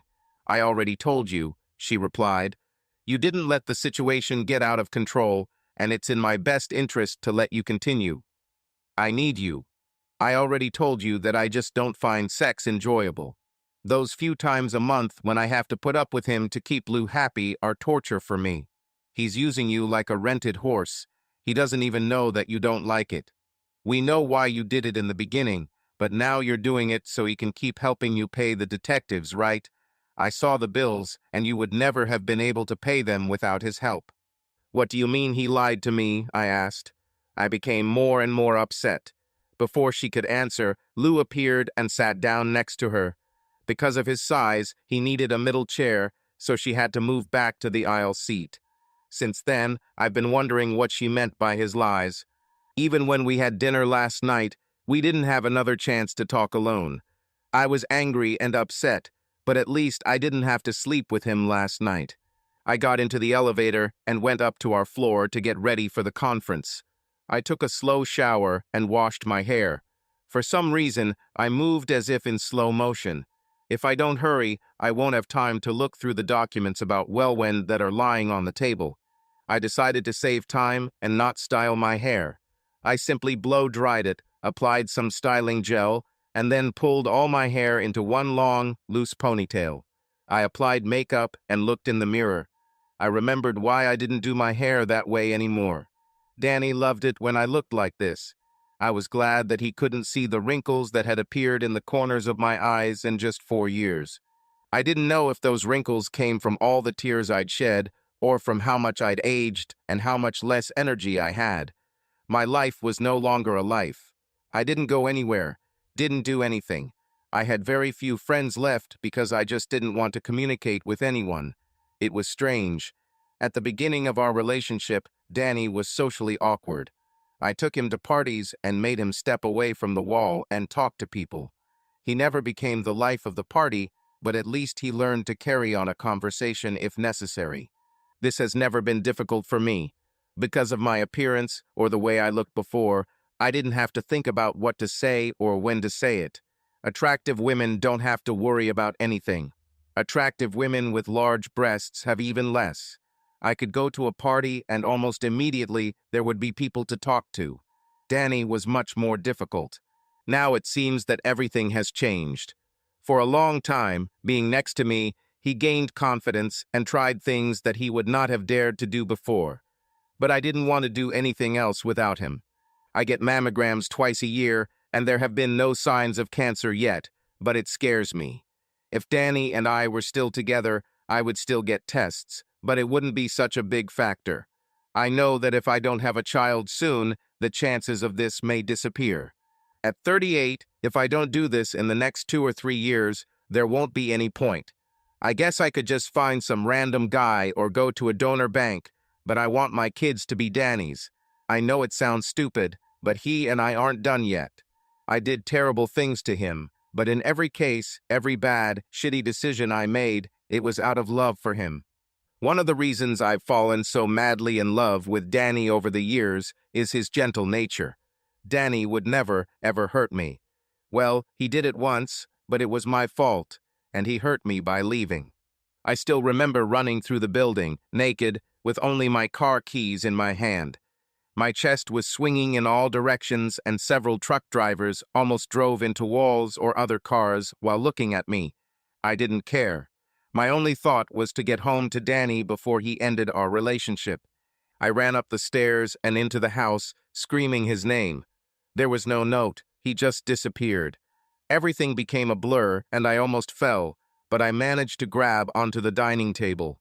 Then I found this, a sheet of paper folded very tightly. I wondered why it was rolled up so tightly, and I saw it again burst into tears. It was curled up so tightly because Danny's wedding ring was holding it in place. I unfolded the note, expecting to see a long, sorrowful statement about why he no longer loved me and how bad I was. I knew we would have several phone conversations and arguments. But what he didn't know was that there wouldn't be any damn arguments because I would win every fight or disagreement we ever had. Of course, I only won because he loved me so much that he was ready to do anything for me. I made all the decisions in our relationship, but mostly because nothing seemed important to him while we were together. But this time, everything would be different. There won't be any dispute. I'll just tell him what I had to do and why, and then I'll throw myself at his mercy and do whatever it takes to keep us together. I'll quit my job or kill Lou or do anything. No matter how crazy his request is, I'll do it so we can stay together. At first, I thought the paper was empty. Then I saw 2 small words in the middle of the page. Press play, it read. So I did. Once in your life, you find someone to show you the way, Tina Turner sang in her signature deep voice. Someone who will make decisions for you, and I let you lead me in the wrong direction. I lost control of myself after that line because that one sentence showed me that Danny thought I had deceived him or deliberately hurt him, which was so far from the truth. I started crying then. I started crying. He didn't understand anything. Pain shot through me as if someone had just taken a red-hot poker from the fireplace and stabbed it into my stomach. I curled up into a ball on the floor. I hated that damn song with a passion I didn't even know I had. "When the pain goes away, I won't miss you," sang Tina, that bitch. I knew that from Danny's point of view, this was his way of telling me that he would get through this, and when it was over, I would no longer be a part of his life or heart. "I won't look over my shoulder, because I know I can live without you." And that hurt me the most because I knew deep in my heart that he really could. Even though I seemed to be the leader in our relationship, Danny was the strong one. And his strength did not lie in that ostentatious masculinity that many men need. It wasn't arm strength. It was the strength of character and conviction. That was one of the things that attracted me to him. He didn't have to prove his strength by trying to dominate me or telling me what to do. He didn't need to hurt me to prove his strength. All he ever did was love me. Even before we started having sex, I remember wondering when he would make the first move towards me, but he never did. When I brought up the topic, I remember how much I wanted him that I almost cried. When he said, "We'll never have meaningless sex because I care about you and it will always mean something to me," I was his from that moment on. From that moment, I knew we were destined to be together, and I would do anything to protect that. Before this, I just wanted him. When he gave me the locket, I wanted it. Damn it, I used people and broke up his relationship with that Belinda girl just to speed up the process. But from the moment he said those words, Danny and I became a runaway train. Nothing could stop us on our way to each other. And even now, when 5 years, 1 week, 3 days, and 6 hours have passed, we will still be together, even if it means I move my rocking chair next to his in the nursing home. A knock on the door pulled me out of my thoughts. "Elvina, it's time for us to go out," Lou said through the door. I opened the door, and he entered my room. Even with my back turned, I could feel him looking at my ass. My skirt ended 4 inches below my knees. I pulled a small waist-length jacket from the closet and put it on over my blouse, and he frowned. I quickly undid 3 buttons, and the smile that appeared on his face quickly disappeared. I put on my locket, like I had done every day since Danny gave it to me, and fastened the buttons again. Then I took the bracelet from the dresser and put it on my wrist.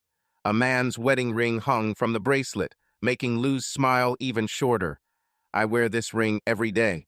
As we walked down the hallway toward the elevator, Lou touched me lightly. "I really missed you last night," he said. I ignored it. "Elvina, when will you stop yearning for this loser?" he asked with a smile. I knew this was one of his games to make him feel more confident before the meeting, but the last 24 hours had been hell for me, and I was not in the mood. Before I knew what I was doing, I bared my teeth like a wolf and growled. "Never." The elevator opened and interrupted his answer. We went down to the first floor and caught a taxi to the building where the conference was being held. Wellwyn's headquarters was almost as big as a hotel. The taxi driver told me that the building was originally planned as a small casino. It has 5 floors of office space. On the ground floor, there are 2 restaurants and about 15 shops. The second floor is rented to several companies. The next 3 floors are completely occupied by Wellwyn. The top floor and even the roof, where the large garden and swimming pool are located, are intended for private living. Lou and I were amazed at how many people were circulating through the building. When we reached the 3rd floor, there was absolute chaos. Lou and I looked at each other and realized that this event was much larger than we thought. A sea of people buzzing and fussing, holding laptops and other devices, was amazing. We had nothing to show for it. What were we going to do? Just walk in and say, "We're Lou and Elvina. We're from Dalton, Inc. We don't have much to show, but can you admire Elvina's breasts a little bit or ride them?" It would be a complete failure. Before we even get back to our office in Michigan and even sit down, we will be fired. If I get fired, how will I pay for detectives to find Danny? I started humming that damn song again. It was weird. Danny intended this song to make me feel like shit, but it didn't turn out that way. I changed its meaning to my own and made it a source of strength. In my version, when the pain goes away meant when Danny and I would be together again. I won't miss you meant he would come back to me where he belonged. What the hell are you humming? Lou asked next to me. Suddenly, the people around us parted, as if Moses were walking across the sea. I craned my neck and saw a tall Asian woman striding through the crowd towards the podium on the other side of the room. The woman was at least 5 feet 10 inches tall, and in her 4-inch heels, she easily towered over 6 feet. She radiated confidence from every pore. I didn't often feel intimidated by other women, but this time I did. The sheath dress she wore must have cost at least a couple $1,000s. Her shoes probably cost more than my car. I had a curvier figure, but her ass, legs, and waist made me look tired and old. For the first time, I was glad I wasn't standing next to her. There was something familiar about her image. She stepped up to the podium and began speaking into a wireless headset. "Hi," she said, smiling widely. "I'm Grace Van." Before she could finish, there were shouts of "Hi, Grace," as if she were a rock star. "Where's Cal?" someone else shouted. "Who the hell is Cal?" asked Lou. The guy next to us, without taking his eyes off my chest, told Lou that Cal was the CEO and majority shareholder of Wellwen. Grace was the director of operations. Cal allegedly developed Wellwen's proprietary software shortly after moving to Hawaii. Cal and Grace shared a tiny apartment, surrounded by computers and eating pineapple and tuna while they established the company.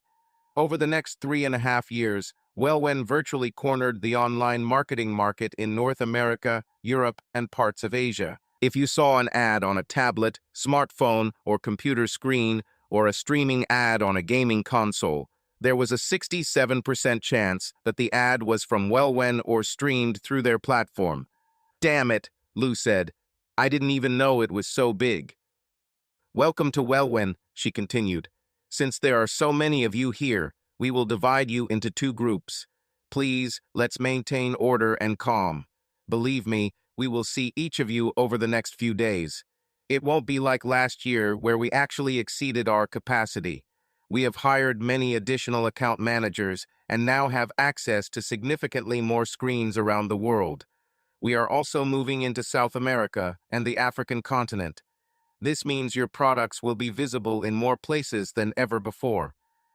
There was another big round of applause, and if I hadn't known this was all about business, I would have sworn some of these people were drunk.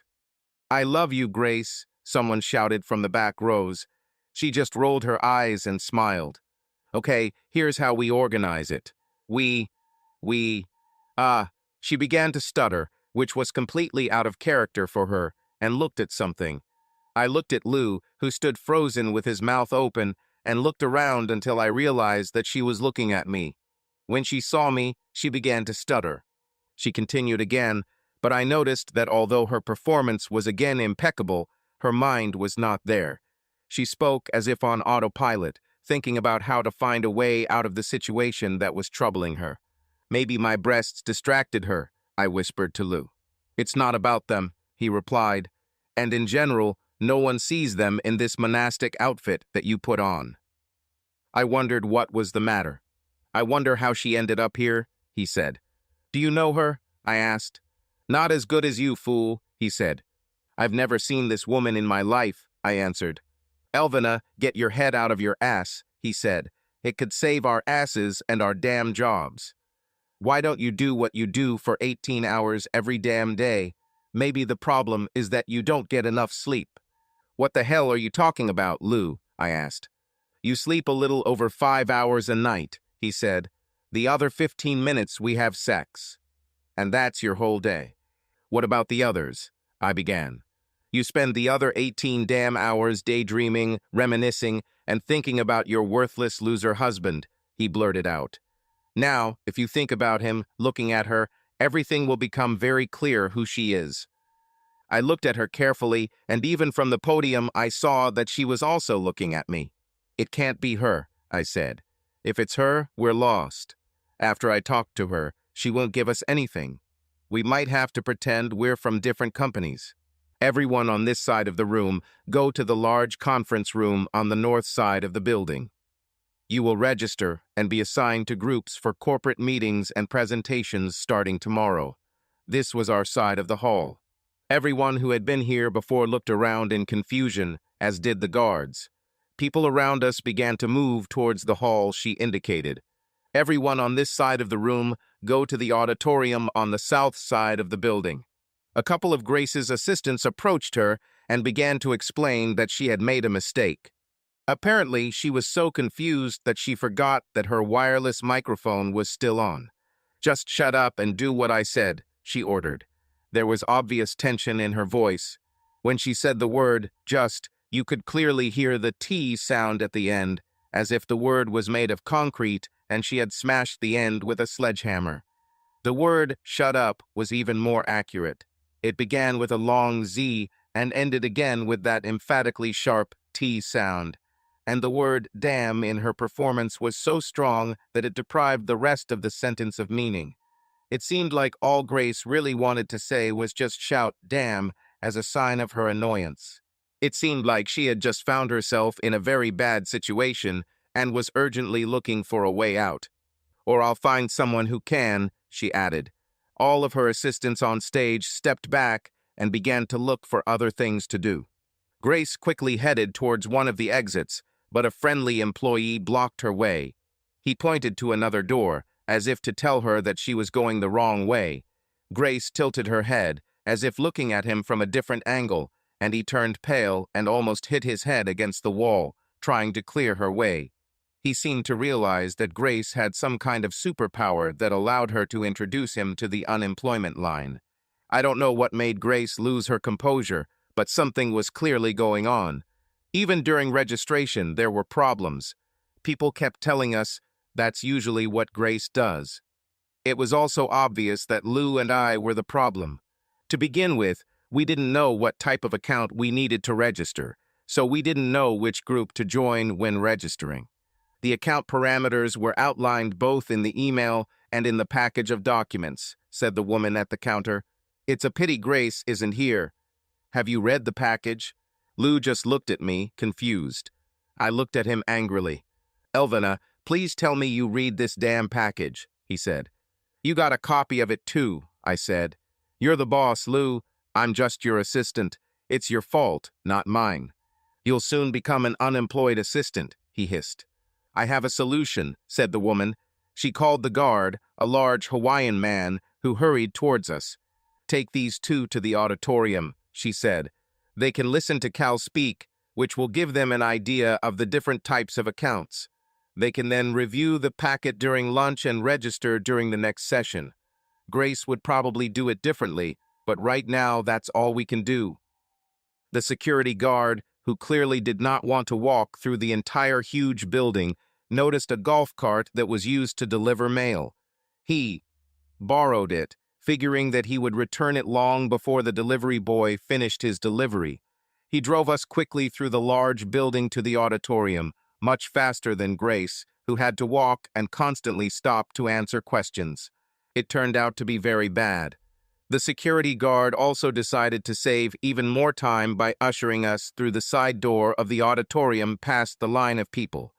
This way he could quickly return the golf cart and get back to his business, which was doing nothing. I have always been amazed at people who are in such a hurry to return to idleness. As soon as we approached the door he showed us, everything went wrong. All the elements necessary for a disaster were lined up in one row. "Hey, Cal," the guard yelled at his boss. Cal looked up and waved back. Another security guard who was guarding the stage entrance opened the door, and two men, Cal and my boss Lou, tried to walk through the door at the same time. Many of those who were going to the other door saw that the entrance to the stage was open and there was no line, and they rushed there. Cal looked up, and I realized that Cal was the amazing surfer guy who had driven the Mustang on the beach this morning. At that same moment, something clicked in my head. I hadn't been able to see him up close this morning, but now we were only 2 feet apart, and my mind exploded with a flash of recognition. That fire was quickly put out because before my mind could fully process, Cal saw Lou smiling at him. Cal's face, already tanned from years of exposure to the sun, darkened even more as rage took over him. Cal rushed at Lou and hit him. Grace ran up. "Oh, damn," she said, looking at him. "Looks like you already know everything." "What, why?"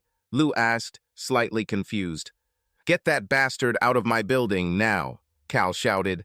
He was beside himself with rage. "Has he checked in yet?" The guards and Grace looked lost. "It doesn't matter," Cal said. "I know what company he works for. They will be blacklisted. We will never work with them as long as this bastard works there." "No," Lou said, trying to get up, with blood on his face and a swollen eye. "It looks like someone called the police because a couple of Honolulu police officers came over to figure out what happened. Someone reported a beating," one of the officers said. No one said a word, not even Lou. The officer took out a notepad and began questioning the first guard. "I was just passing by in my golf cart," he said. "I saw this crazy old white guy rolling on the floor and punching himself in the face.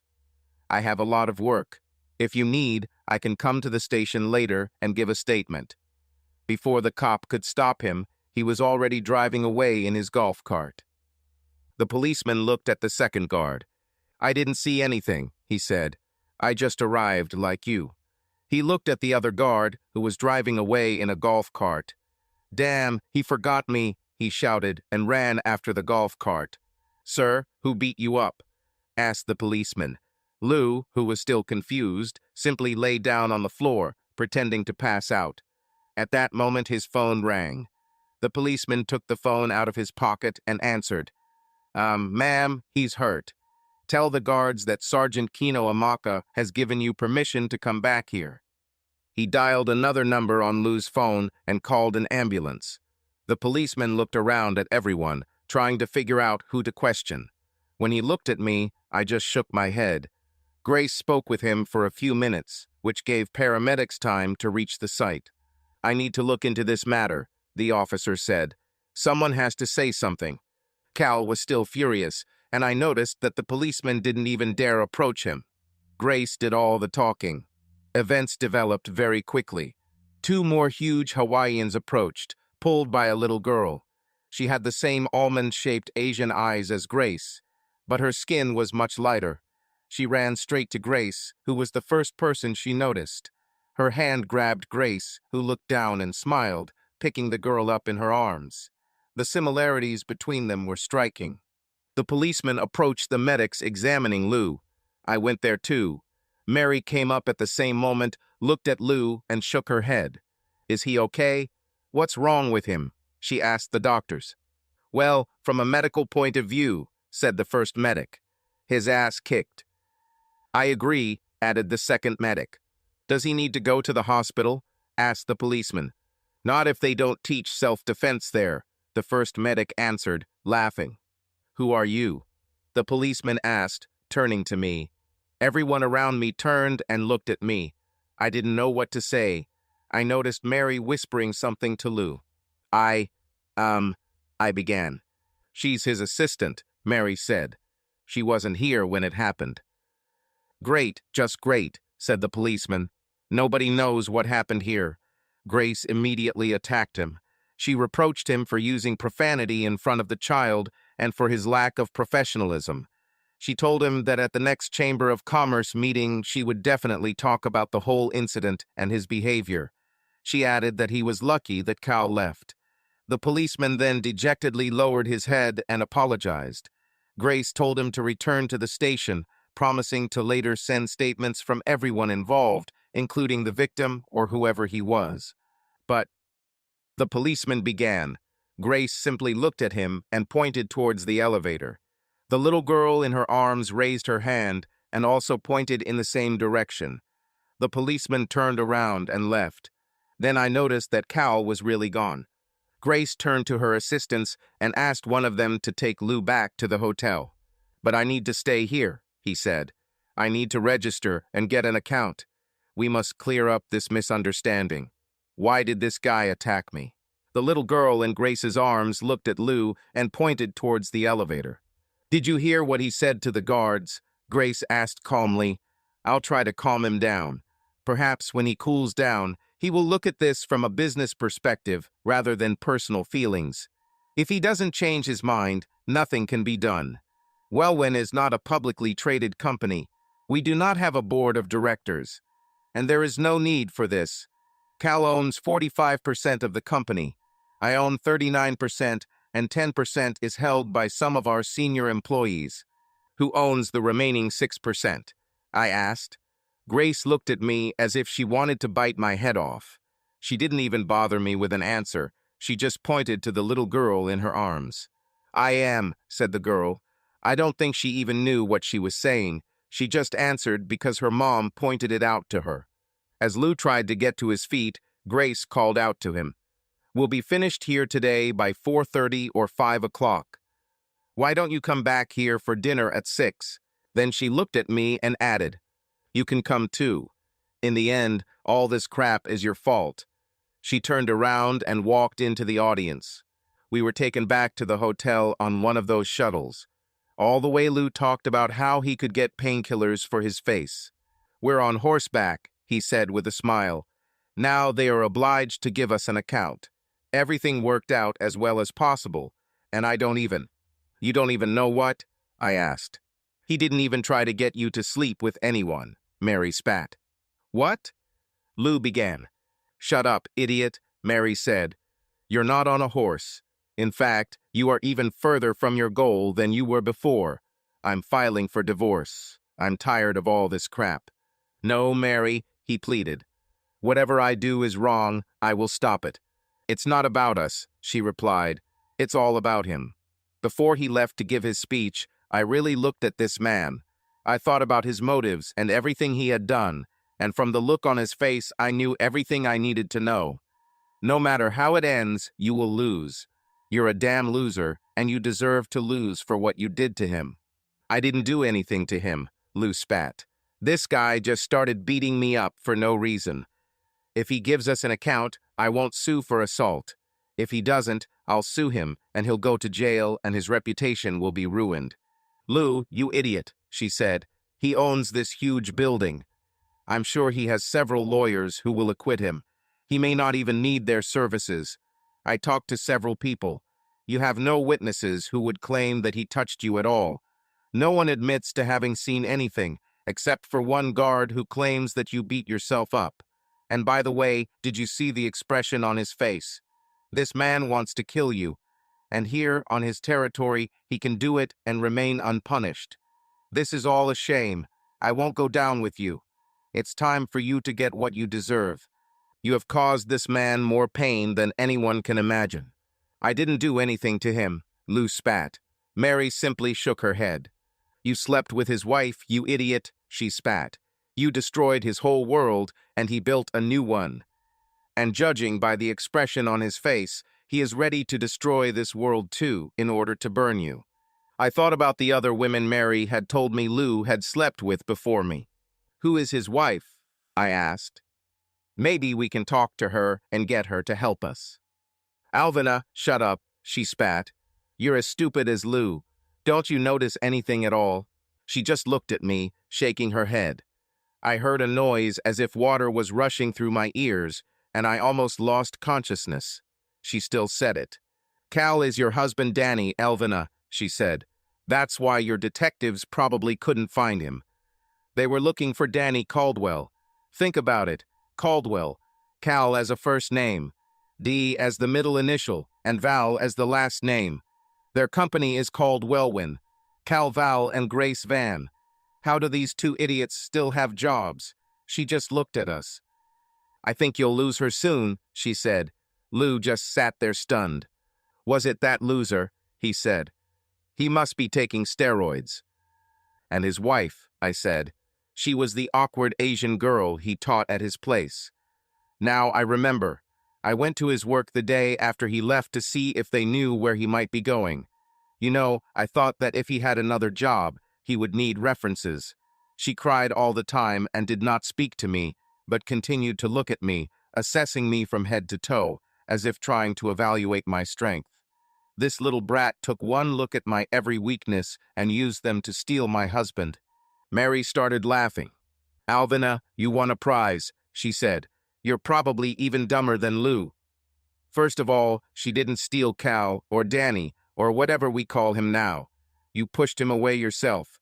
You called him all sorts of names while this other idiot here had sex with you. Secondly, they are not married. Hawaii is still part of the S, and you never divorced him. I don't know about the emotional component, but legally you are still his wife. He became a multimillionaire after he left you, so I don't think you'll get much money from him, but that's just one of the questions I'm wondering. I looked at her. Why didn't you ever divorce him, Alvina?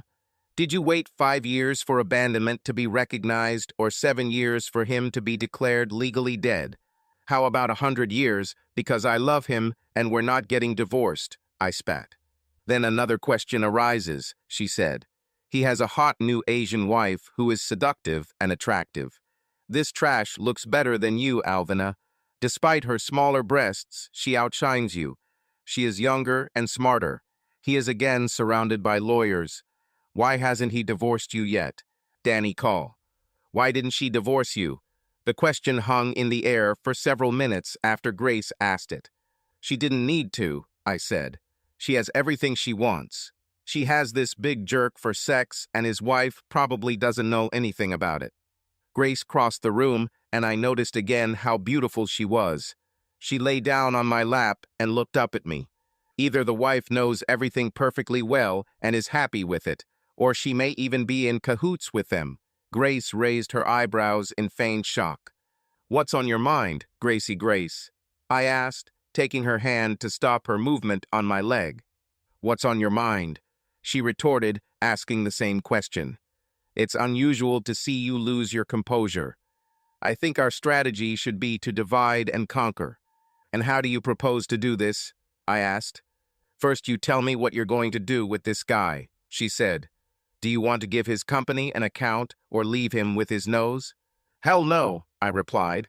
I want to organize a nuclear war, as George Bush said. Call his company. Find out who their CEO is and tell him that we have decided not to work with them at this time due to an incident with their representative.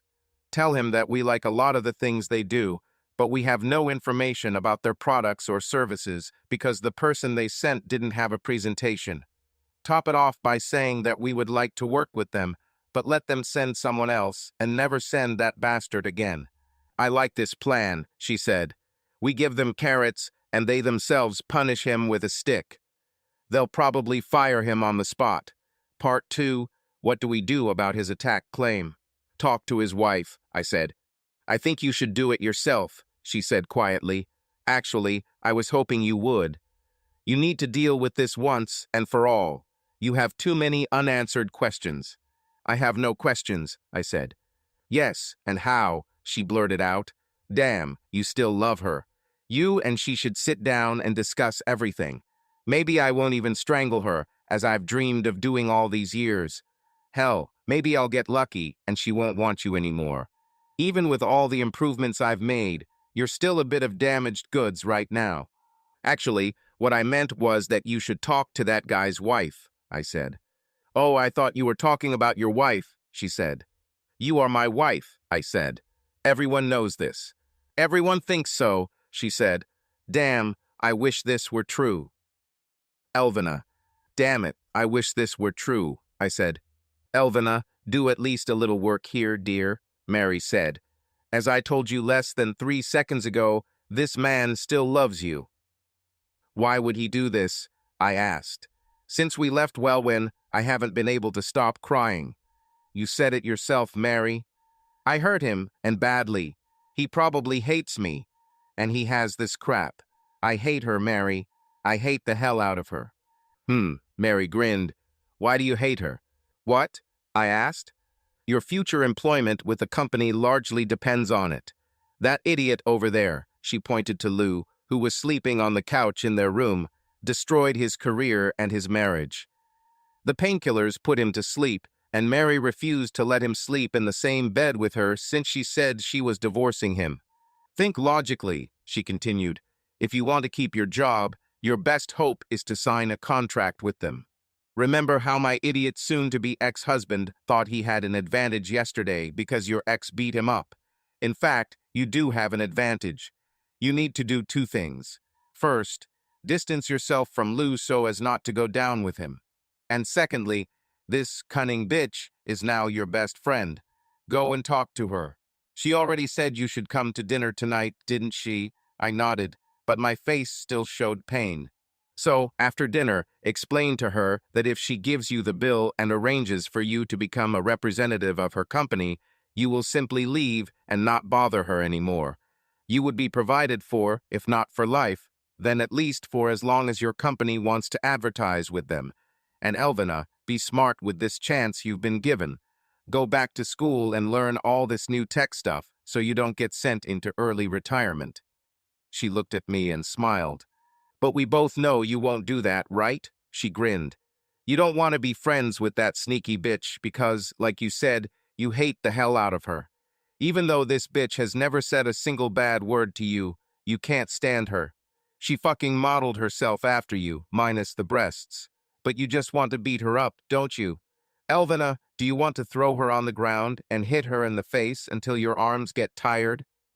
Yees, I said loudly. I no longer cried and energy flowed through my body. Elvina, have you ever fought in your life? She asked. I looked at her. No, I admitted. So you will most likely get beaten, right? She asked. I'm sure I could beat her, I blurted out. Believe me, Elvina, I couldn't, she grinned. Do you even know why your hands are turning into claws right now? Do you know why you hate this woman so much? Because she's a sneaky bitch, and I don't like her, I blurted out. Elvina, this is how many women look at you. They hate you without knowing because you look the way you look. It's usually even more specific. Maybe some guy they like is always staring at your breasts and doesn't notice them, so they hate you for having something or someone they want. Does this mean anything to you? I didn't say anything. I just looked at her. Elvina, forget all that nonsense you read in magazines about female solidarity and how we all have to stick together to find our place in a male-dominated world. The people who deal the most insidious blows to women are not men. These are other women. Women just hate women. I read an article about a business that was founded by a woman. She was wronged during the divorce. I think her husband left for another woman or something like that. In general, she only hired women. Everything went fine for a while, and then they started getting very sarcastic. They created all sorts of cliques in the office and began to whine and complain about being assigned physical work. They believed that the work involved in lifting and sending something was less valuable. To reduce tension in the office, she hired a man to fill these positions. He wasn't Adonis or anything like that. It was just a guy. He was married and had a child. In less than 2 months, he had to quit because all these women who previously didn't even want to go near the warehouse started fighting for the guy and his job. He was not interested in any of them, and they only pursued him to prove that they were more desirable than other women. What does this have to do with me? I asked. You only hate her because she has what you want most, she spat. And instead of trying to make peace with her to save your job and your future, you would rather fight her, even though you already said that you have no chance of getting him back. This is stupid, I said. I think I'm stupid. No, stupid, she said. It's called love. Then I started crying again. Damn it, stop crying, she said. I'm not sure the carpet will hold up to all these tears, and when there's a flood here, I don't know how to swim. I can't help myself, I said. Do you know how much it hurts me? Elvina, why do you think Danny, or whatever his name is, beat up that idiot? She asked. Think about it. He's got a smart chick, a successful business, a great life, and probably $1 million. But he didn't look very happy. If his life was full of joy and he would move on, why do you think he attacked Lou? I just looked at her. Come on, Elvina. Connect the dots. Lou isn't a threat to him, and he doesn't know it, but you never was.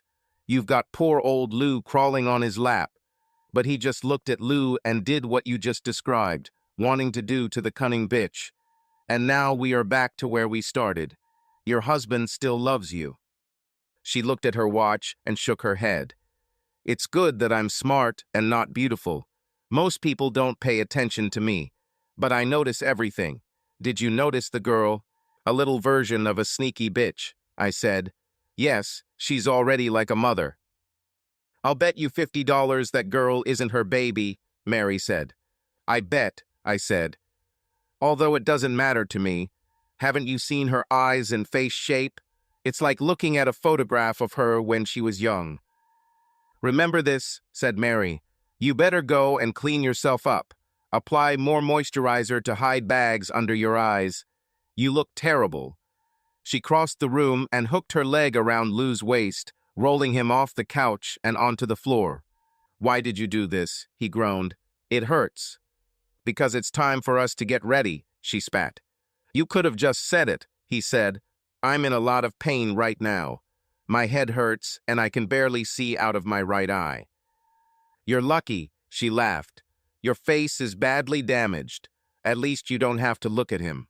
Elvina, call room service. I need a large paper bag. Okay, I said. But I don't think we're expected to bring anything, I chuckled. That's not why I'm asking for a package, she grinned.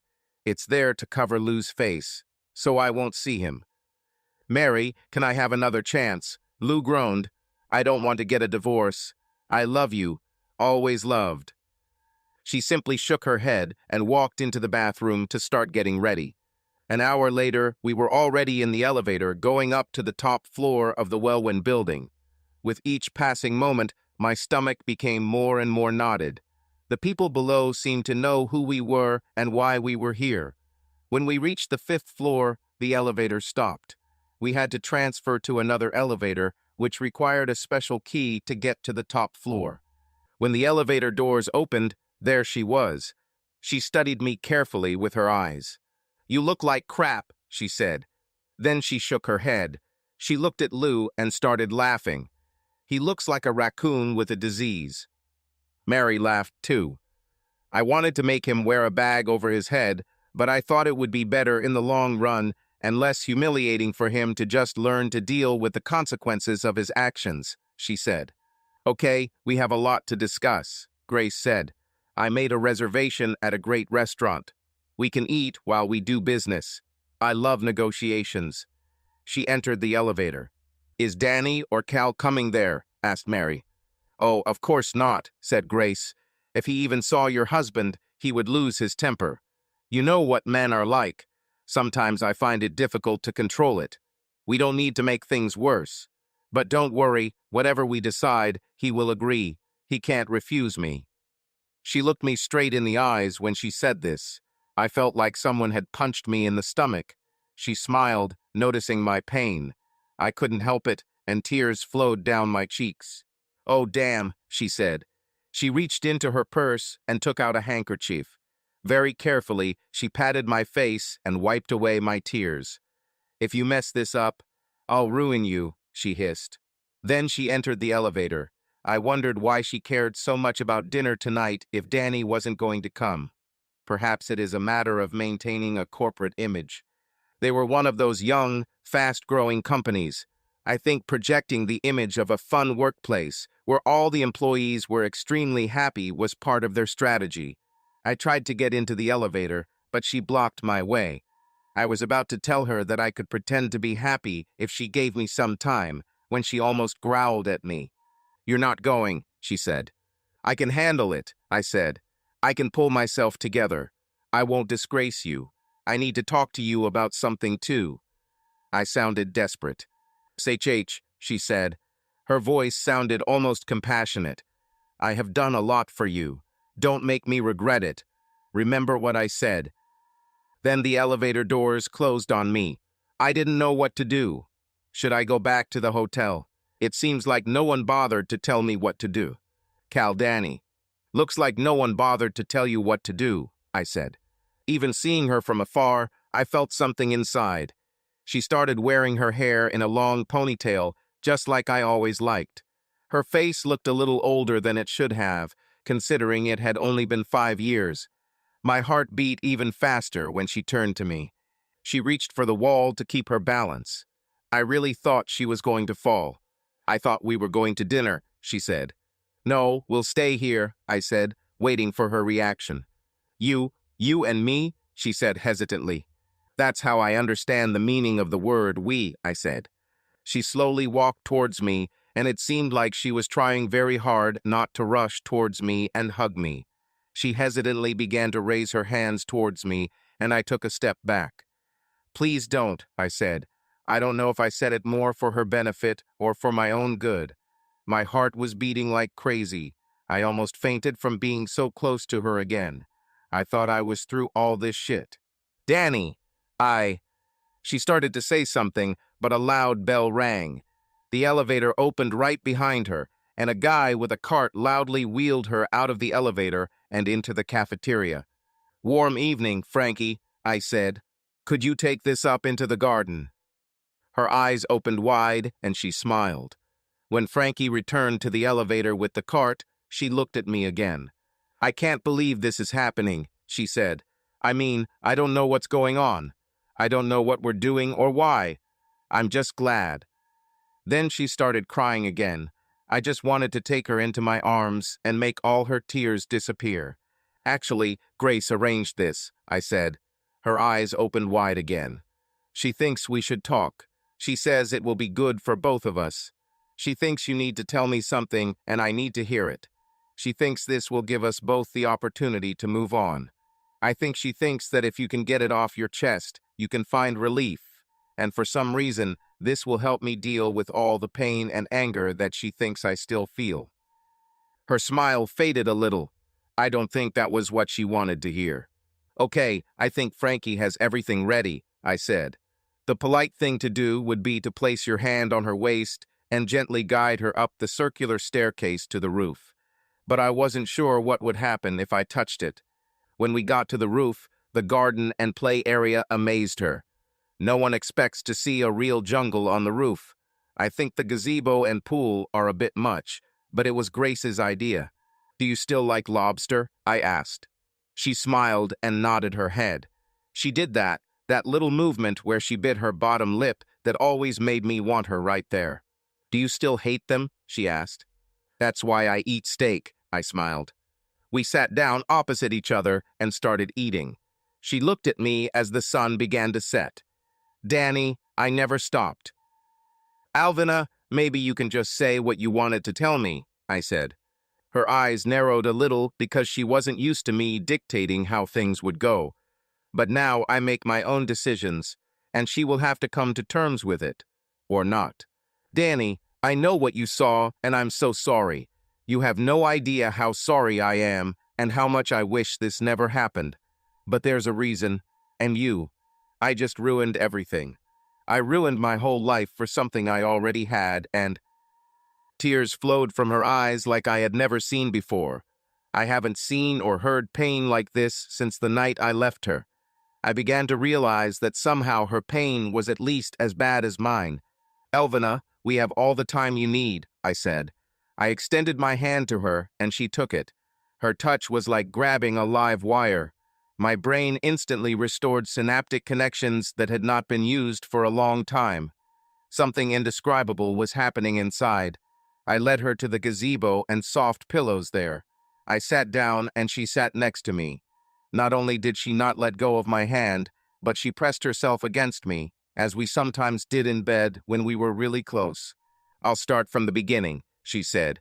This will probably make you hate me even more, but I need to get this weight off my chest. Do you remember your friend from college? Yes, I replied. She left me for some football player. She tried to come back to me after he left her, but I was already with you. She complained that he never really wanted her. He didn't take her on dates or introduce her to friends. He just had sex with her and then suddenly stopped communicating with her. Danny, it was me, she said. You gave me a locket. She unbuttoned the top of her dress and took it out. I couldn't help but look at her breasts, and they seemed even bigger than I remembered. I still looked at the medallion. She opened it, and I was stunned by what I saw. Inside were 2 photographs of me. She noticed my surprise. What did you think you would see there? She asked. Probably Lou, I blurted out. Danny, you're an asshole, she said. I love only you. That's my whole problem. Anyway, when you gave me that locket, it wasn't about him. You could have given me flowers, chocolates, or something else. It just lets me know that you are the one I need. I suddenly became obsessed with you. I didn't care what you looked like. I didn't care what others thought of you. I wanted you. But you were such a good guy. I practically threw myself on your neck, and you remained faithful to that damn Belinda. I realized that you care not about my appearance, but about me. Damn, Danny, my mom was the older version of me, and you remember what happened to her. I needed someone to love me forever. You were the one I wanted, and Belinda was just getting in the way. I arranged for one of the guys on the football team to start courting her with the intention of separating the two of you. I promised him sex if he did it. She started crying while telling me this. I knew it was difficult for her to talk about all this. I started running my fingers through her long golden hair. She raised her head, and I removed the elastic to let her hair fall down. Danny, I know how hard it was for you to get over the breakup with that girl. I tried to make this as easy as possible for you. I came to see you every day and learned a lot about you. I also constantly let you know that you can have me anytime and anywhere you want. But you didn't do that. I started to think that you only want me as a friend. And there are a few more things you need to know because they are important. First of all, I actually slept with that football player guy. I promised to do it, and let's face it, I was a healthy girl and needed sex back then too. But it was only once, and it led to the longest sexual pause of my life while I waited for you to decide that you wanted me. If you remember, I almost lost you. I don't think you would have slept with that girl on the first date. But if things had worked out between you two, I might have to do something with her. Even then I felt that I didn't deserve you, and that I stole you. But Danny, I love you so much. And we succeeded, didn't we? I nodded and smiled. In a way, it's nice, I said. And like you said, we worked it out, so if you're looking for forgiveness or anything like that from me for this, you can forget about it. Why? She asked in shock. We were happy. Guilty. I like it when you call me that, she said. I don't let anyone else call me that. Vina, what I meant was that I have no idea how things would have worked out between me and Belinda. Very few people marry their college girlfriends. There's also the fact that if she was willing to leave me simply because another guy showed interest in her, then she didn't love me, and I massaged her temples, and she held my hand. Her left breast was pressed against my stomach. Her eyes suddenly opened. And what? She asked. And I think I was sure that you loved me until then. I began. Until what? She asked. Until I realized it wasn't, I said. I was caught in unexpected storms in the ocean that came out of nowhere. 1 second the sun is shining, and suddenly you are rowing on a board to the shore, lightning flashes everywhere, and the waves become huge. I have never seen such a drastic change as the one that happened to Elvina when I said that she did not love me. Her hand moved faster than anything I had ever seen. She hit me so hard and fast that I felt dizzy. Don't you dare say that, she spat and began to cry again. You can say you don't love me. You can call me a woman of easy virtue. You can say you never want to see me again, Danny. But don't ever say I don't love you, because I simply don't. Why do you think I'm so unhappy all the time? I lost our home. I live in a tiny, disgusting apartment just so I can spend most of what I earn and what I can get from Lou on private investigators to try to find you. Last year, I spent over $12,000 just looking for you. I have a lot of fans, and I refuse everyone because they are not you. Then she looked at me, and I saw rage and pain in her eyes. Don't you understand, Danny? Haven't you listened to your own damn song? What? I asked. Which song? When the pain ends, she said. Don't you remember the words? Without looking back, I know I can live without you. I was puzzled. Yes, Danny, she hissed. You left and never looked back.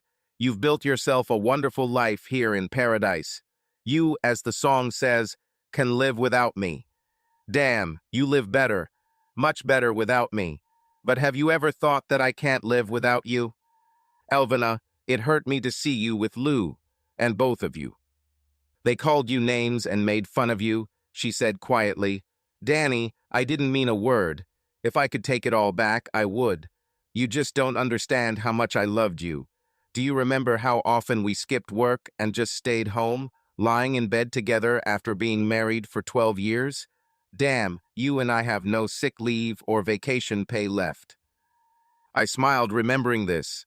Somehow, despite her outburst, we hugged each other again, talking. Danny, this whole Lou thing was about you. I thought I was using him, but he manipulated me. I wanted you to work with me in the same company.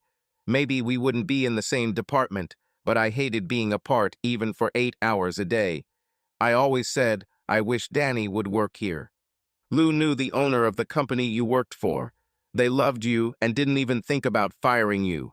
And you were so loyal that you would never leave on your own. So, just like with Belinda, I had to take you with me. Lou promised to provide your company with a replacement who would do your job just as well, but being younger and fresh out of school, would do it for much less money. Lou even persuaded our company to pay for the training costs. Then you would come to work for us, and I could come to you any time I wanted. I never cheated on you, Danny, and I know it was wrong, but I wanted you so bad. I thought it was all my idea, but Lou was just manipulating me. I never enjoyed sex with him, and his ego couldn't handle it. That's where the whole, "Oh, your husband is a weakling" thing came from. That's why I knew you would be fired. I didn't care if you got fired because I wanted you to be with me. I also didn't know that you would ever see or hear this.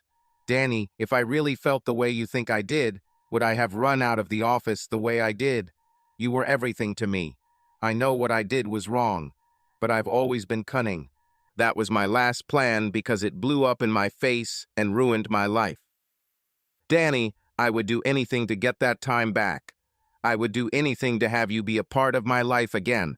I would become your woman of easy virtue, your casual lover, anyone, just to be with you again. What about Grace? I asked. She seems to think you don't love her. To hell with it, Danny. If I have to share you with her, it's still better than nothing. But you have to remember that in my ideal world, everything revolves around the two of us, just us. Maybe she can spend time with you, and I can spend mine, but I don't like women, and in my mind, you belong to me, and only me. There's no room for anyone else here. She could be there, and I'll accept it. But in my mind, there will always be just the two of us. Elvina, it will always be just the two of us, he said, repeating what I had just told him. I love you, Danny. You completely fill my heart, and I want to completely fill yours. I'll be honest with you. I will try to take up every square inch of space in your heart until there is no room left for anyone else. During the time we were apart, the only person I interacted with, the only man I spoke to, let alone had sex with, was Lou. I thought you already knew about him. Plus, he pays for private investigators to find you. I also hate having sex with him. He doesn't make me feel the way you do. There's nothing special about it. It's like a punishment that I have to accept for what I did to you. Do you think you can forgive me? I promise. I swear to you that for the rest of our lives, from this moment on, I will never touch another man or allow anyone else to touch me. No other man has ever touched my heart. It will always be just the two of us, he repeated again. Then his face became sad. He stopped stroking my hair and moved slightly. Talk about unexpected storms. I realized that I was somehow mistaken. One moment it seemed like he was about to make love to me, he was going to make me his again, and the next moment it was like he was pushing me away. Well, Elvina, thank you very much for coming, he said, straightening up and getting to his feet. You really clarified a lot of things. Grace was right, I do feel better, he said. He led me to the elevator. Grace will probably contact you, he said. I think we can arrange everything so that you and even Lou can keep their works. Tell him I'm sorry about his face. My fault. The next moment I was already in a regular elevator and crying again. I got out of the elevator just at the worst possible moment. I walked out of the building, sobbing, just as a grinning Grace walked inside. So, how did it go? She asked. Like what? I asked. I hated this bitch even more. Apparently, this bitch somehow had my husband in her grasp, and he couldn't let her go. Fury took over me, and I swung at her. She dodged. Have you ever gotten into a fight before? She asked. I shook my head, and she laughed. This is so sweet, she said. Look, I know you're angry about something. Tell me, did you lie to him? I already told you not to ruin this. It took me hours to get him to agree. I just stared at her. Okay, I shouted. You won. He's yours. But I will never, ever give up on trying to get him back. Yes, I know, she grinned. You love him and everything. Just tell me how you ruined everything. For what? To make you laugh at me even more? Like you really care? I started. She pulled me back into the building and pointed out the guard, who ran up as if there was fire under his feet. She pointed to the beauty salon, and he quickly pulled out a key ring containing 100 keys and opened the door. He looked around for the light switch, and she told him not to bother and thanked him. Yes, you stupid fool, she began. I really don't care. I want him to be happy at any cost. So tell me how you ruined everything. I told her how I told him everything. Wait, you said you were ready to share him with me? She asked. I'll do anything for him, I said. So what the hell went wrong? She asked. Looks like you did everything right. I don't know, I said. I told her about the last things I told him, and her eyes widened.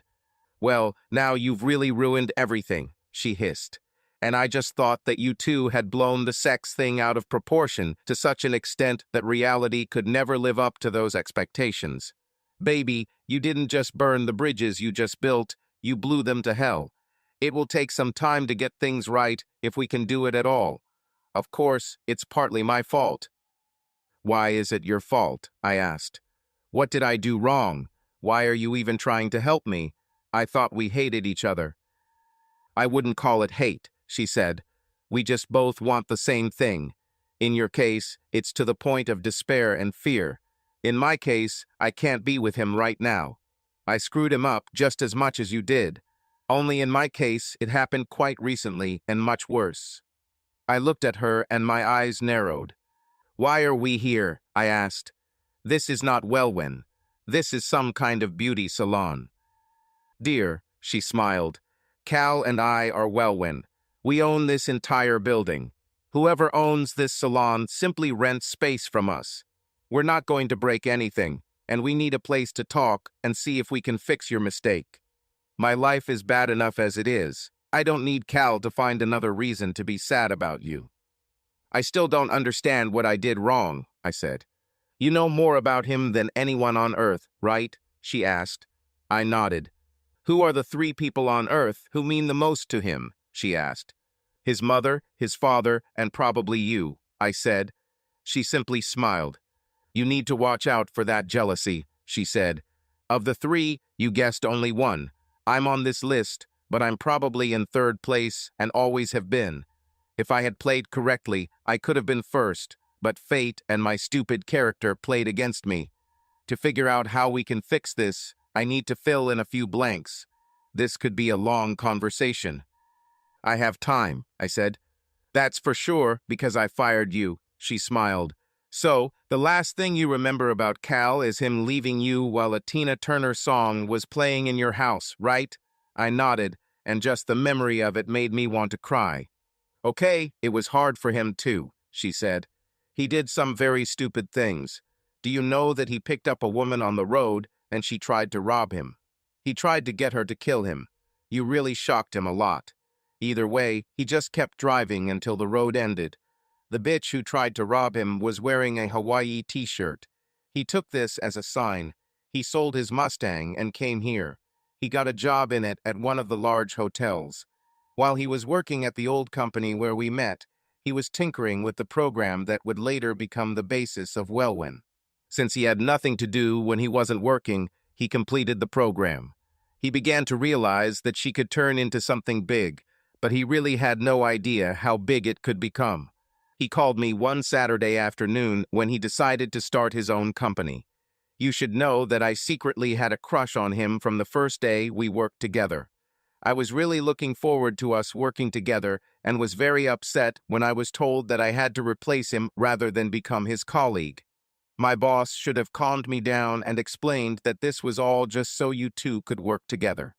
I was very angry at you for taking him away from me. That's why I treated you so badly when you came into the office crying, trying to find him. In any case, as soon as he called me that Saturday afternoon, I was ready for anything. I withdrew all the money from my account and bought a ticket to Hawaii. I didn't even go back to work to say I was leaving. We spent about 4 months rewriting the code to make it more universal and stable. We became even better friends. I wanted us to become something more, but I wasn't stupid. I knew how much he loved you, and I understood that it would take him a long time to get over you. You had that light, and of course those breasts, but it was more than that. You had this confidence. He gave it to you, didn't he? I nodded. Basically, we didn't have a lot of money, so we rented an apartment and worked our shitty jobs, eating tuna and pineapples, as all the internet rumors said. Sometimes we'd let ourselves get wild and go to Burger King, but mostly it was tuna and pineapple. We started slowly, and over the next 6 months, we increased the number of websites we had contracts with, as well as our customer base. You have to understand that he called me 2 months after you broke up, so within a year of him leaving you, we were already making money and it was growing quickly. Once the money started coming in, we could have moved to a larger place, but we didn't. We stayed in our shitty little apartment, sleeping on the same couch. I slept with him, almost naked, and nothing happened. You were still on his mind. I made the stupidest mistake right after we started making money. I called my sister. Mona was a year older than me and completely lost. I thought I could get her to work with us and help her get her life back on track. I wanted to get her out of addiction and give her a stable life. It didn't work. Some people don't want to work for something. There is no way to help them. Mona was 23 years old at the time, had 2 children from different fathers, and was addicted to several types of illegal substances. She left her children with my parents, who took care of them most of the time. When she came here, she moved in with us and continued to do nothing but take illegal substances. We had a big party to celebrate our first corporate client. Cal drank a little that night, and as you know, he doesn't drink. I think it was you, she said. How could I asked. He still loved you, stupid, and I missed you very much. I think we all knew we were on the cusp of something big, and you weren't there to share it with him. Overall, I had a great time at that party. I danced and hung out with a lot of guys, and I did it on purpose. Like you, I was damn cunning, and like you, it backfired on me. My big plan was to make him jealous. He didn't even notice because he was completely drunk. When I solemnly entered our apartment, I arrived with my shoe missing and my hair disheveled. I was ready to make a scene. I was ready to tell him that if he didn't like the idea of what I could do with other guys, then he better make me his. God, what an idiot I was. I walked into the apartment, pretending to be drunk and used, and saw Cal and my sister in bed together on the same couch that he and I slept on. I woke them up, called them all sorts of names, and left the apartment. He tried to talk to me several times, and I even quit the company. I rented my own apartment and went back to work in it at a hotel. I should have noticed how confused he was, but I was too damn jealous to realize it. Of course, a few weeks later, I found out that my sister was pregnant. I moved away from them even more. Then I began my second great scheme. You see, I wanted to punish Cal. If he was going to fall in love with some woman and get her pregnant, if he wanted to be with anyone other than you, it had to be me. Manny Manaluga was a local surfing champion. He's the same guy who taught Cal how to surf. They are still very good friends. I started dating him and often showed up when they were hanging out to annoy Kala. When Manny asked me to marry him, I agreed. I never expected it to last long. Manny has been engaged 6 times. I just wanted to do it to annoy Cal. Damn, I loved him as much as you do, and he hurt me badly. Anyway, Manny got into an accident. When I was in the hospital visiting Manny, they brought my sister there too. She almost died on the operating table. I couldn't help it. No matter how much I hated that bitch for stealing Cal from me, she was still my sister. She had good days and bad. I think she knew she was going to die. One day when I came to see her, maybe it was because of the painkillers, but she was in a strange mood. She started telling me all the disgusting things she had ever done to me since I was a child. And then she confessed to me how she deliberately used Cal's depression at that party and how much he missed you against him. She gave him something to drink and put on him when she had the most favorable moment for pregnancy. He called her Elvina all the time. She planned to get pregnant so Cal would support her until the baby grew up. She also saw how much I was into him and just wanted him, like everything else I ever had. I felt like the biggest fool in the world, she said. Who's the biggest? I asked. You, she chuckled. You were the first to lose him, and for an even stupider reason. I nodded and had to admit that she was right. I've been punishing the wrong person this whole time, she continued. I felt like such an idiot. It was my own fault. If I had just stayed with him at the party like usual, she would never have been able to do this. If I had just been patient, Cal and I would be together. But by the time I found out about all this, I was already engaged to a disabled man. With a man I liked but didn't love, and doing a job I hated just to try to punish the man I loved for something he didn't do.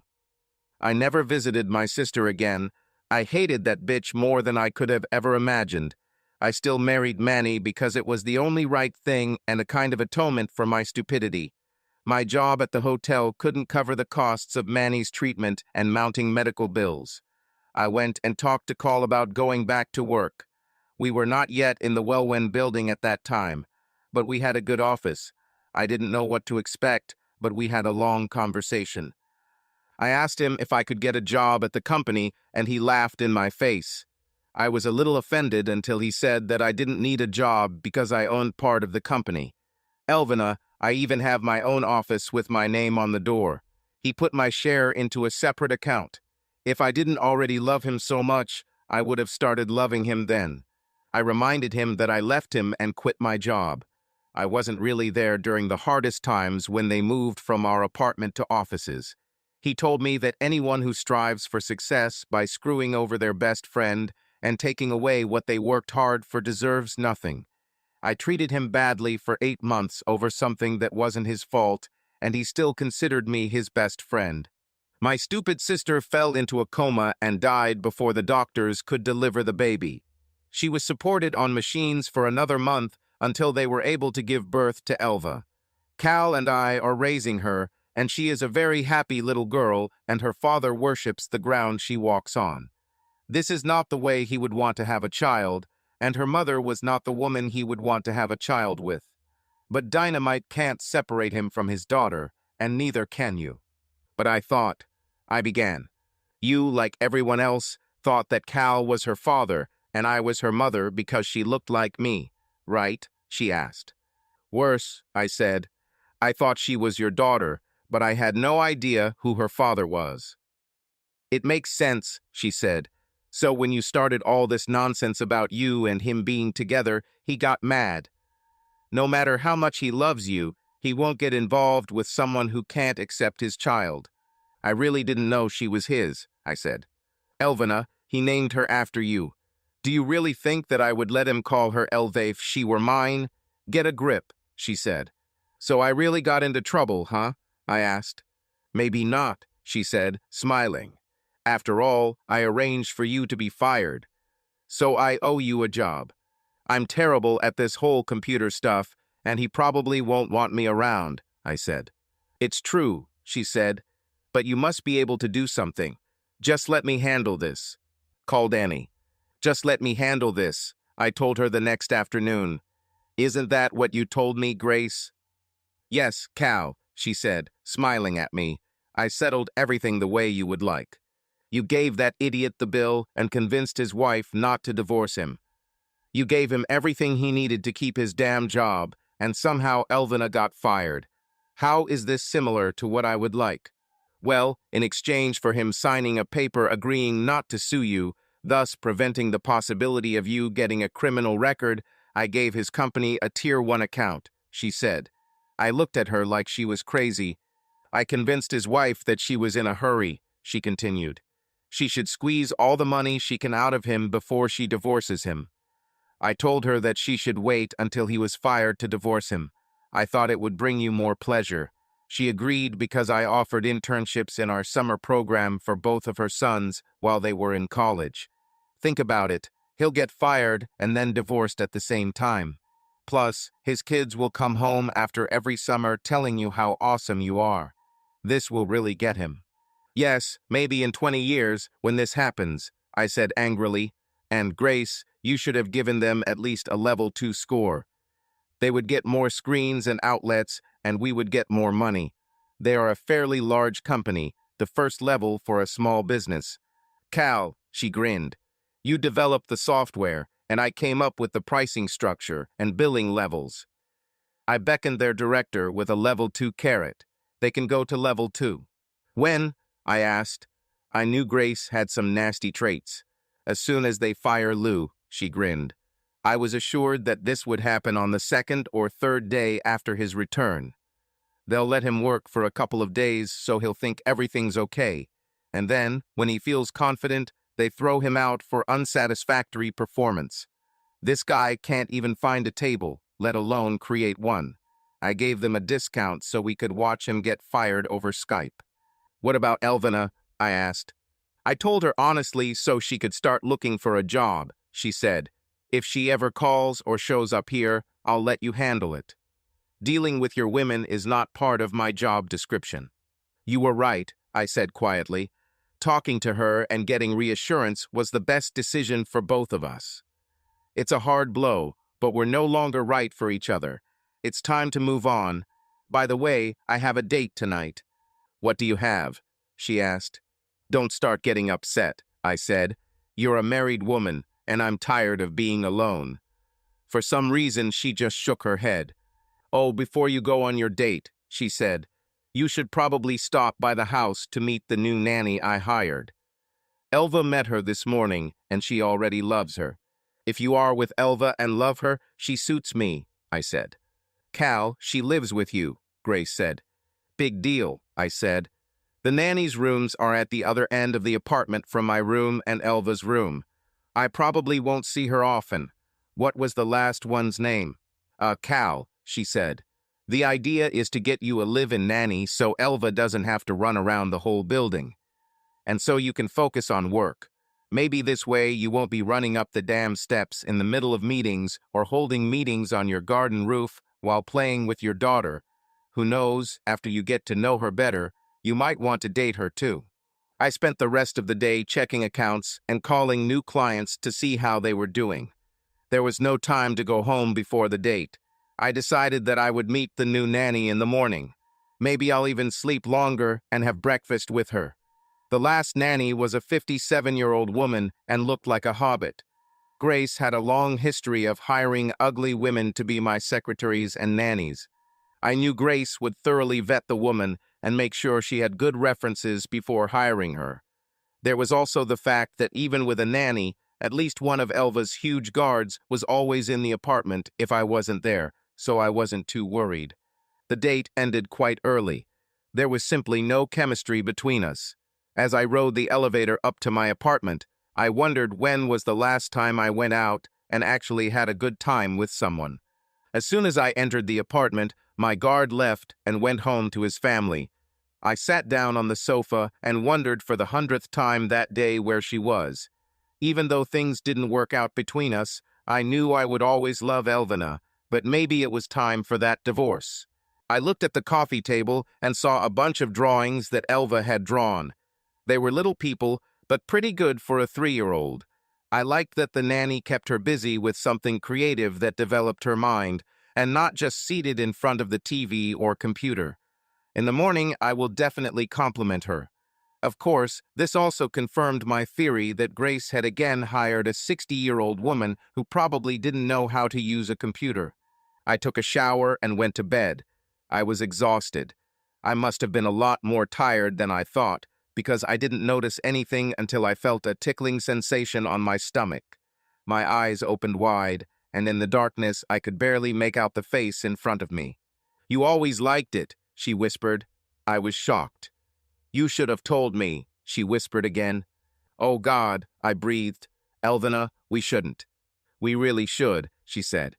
How much I missed that. The last word was drawn out as she went limp on me, her chest heaving, and I could feel her cunt squeezing and trembling around my cock. Maybe you should start dating and making love to your wife instead of trying to replace her, she said. From what you told me, you've had enough practice, I said. Danny, I did it, she said, and I regret it every time I think about it.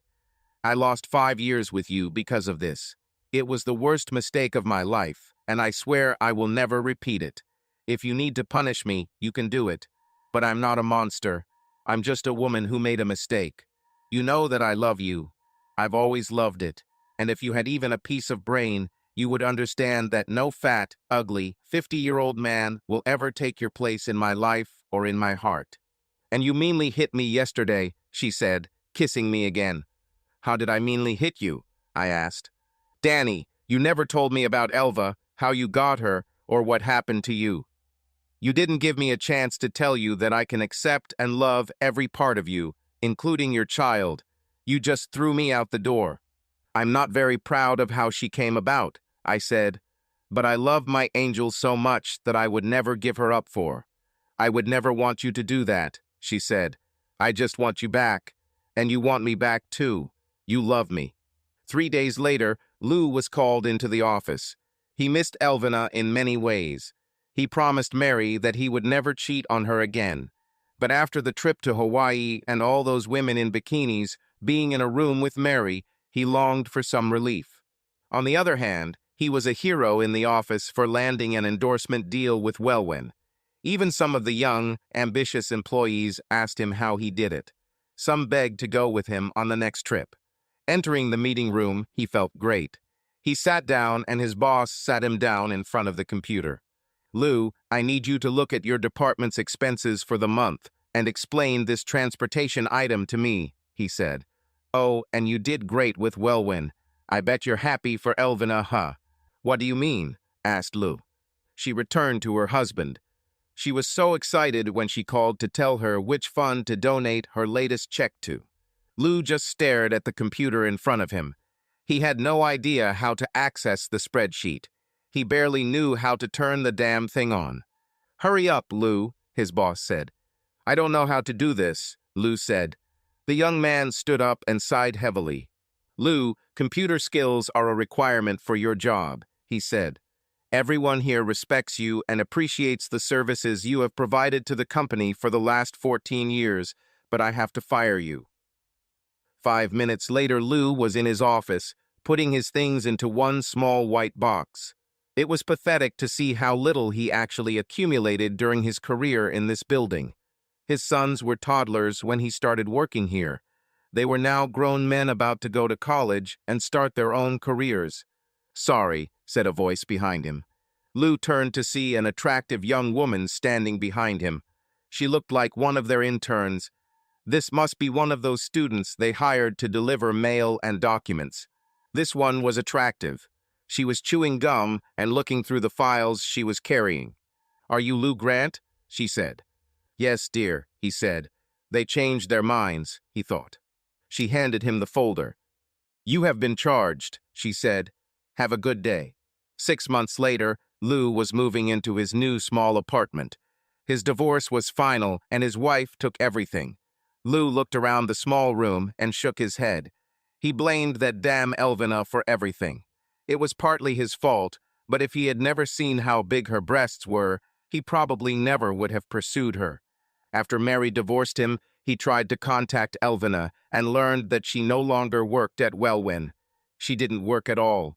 She was simply relaxing and taking care of her husband and their daughter. He asked her to put in a good word for him because he was having trouble finding a job. He was desperate. He was ready for anything. He looked around the small studio apartment with tiles in the corner and a sofa bed against the wall. The window was drafty and the plumbing in the tiny bathroom was leaking, but that was all he could imagine by allowance due to his work as a night watchman at a warehouse on the street. His wife got his car from the settlement and his sons now shared her car, so he had to take the bus to work. He looked through the mail and found a postcard with a photo. The card showed Elvina on a beach, probably in Hawaii. She was smiling and holding the hand of that little Asian girl he had seen at Welwyn. She pointed at the men surfing. Elvena's breasts were even larger than he remembered, but her clearly pregnant belly was even larger. Elvena. Elva, don't get too close to the water, honey, I shout to her in a tone that only a mother can say. Meme, she grumbles. How will I ever surf if I can't even stand near the water while Dad surfs? She is now 6 years old and growing like a weed. Every day she looks more like her Aunt Grace, and I love her as much as I love her almost 2-year-old brother Calvin. Over the past 2.5 years that I have been in Hawaii, Elva and I have gone through several phases. I went from her nanny to her stepmom, and then finally she just told me that stepmom was too long a word, so she just shortened it to mom. Danny is Danny again, and Calvin or Cal is our son. I once thought that the sunrise I watched here in Hawaii was not so impressive when I watched it alone. But I never get tired of watching them with my whole family.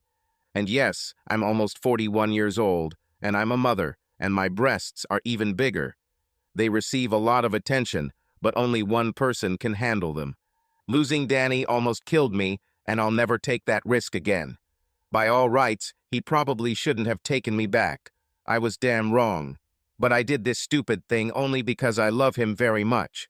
Regardless, I probably didn't deserve a second chance at happiness. But none of us were happy individually, and we are delighted together. I think on some level he knows how obsessed I am with him and keeps him in love with me. Grace and I are very close friends, and I have adopted her habit of making sure that Danny only has ugly and old secretaries. Okay, Sumi, I have no confidence in myself when it comes to my husband, but I will never let him go again. It took us a long time to get back to this point, but the heartache is finally over. Subscribe to our channel so that your love doesn't cheat on you, and go ahead and listen to the next story, because this story is nothing compared to the next one. If you're under 18, don't even think, click to the next one. Click to the next one. Click to the next one. Click to the next one. Click to the next one. Click to the next one. Click to the next one.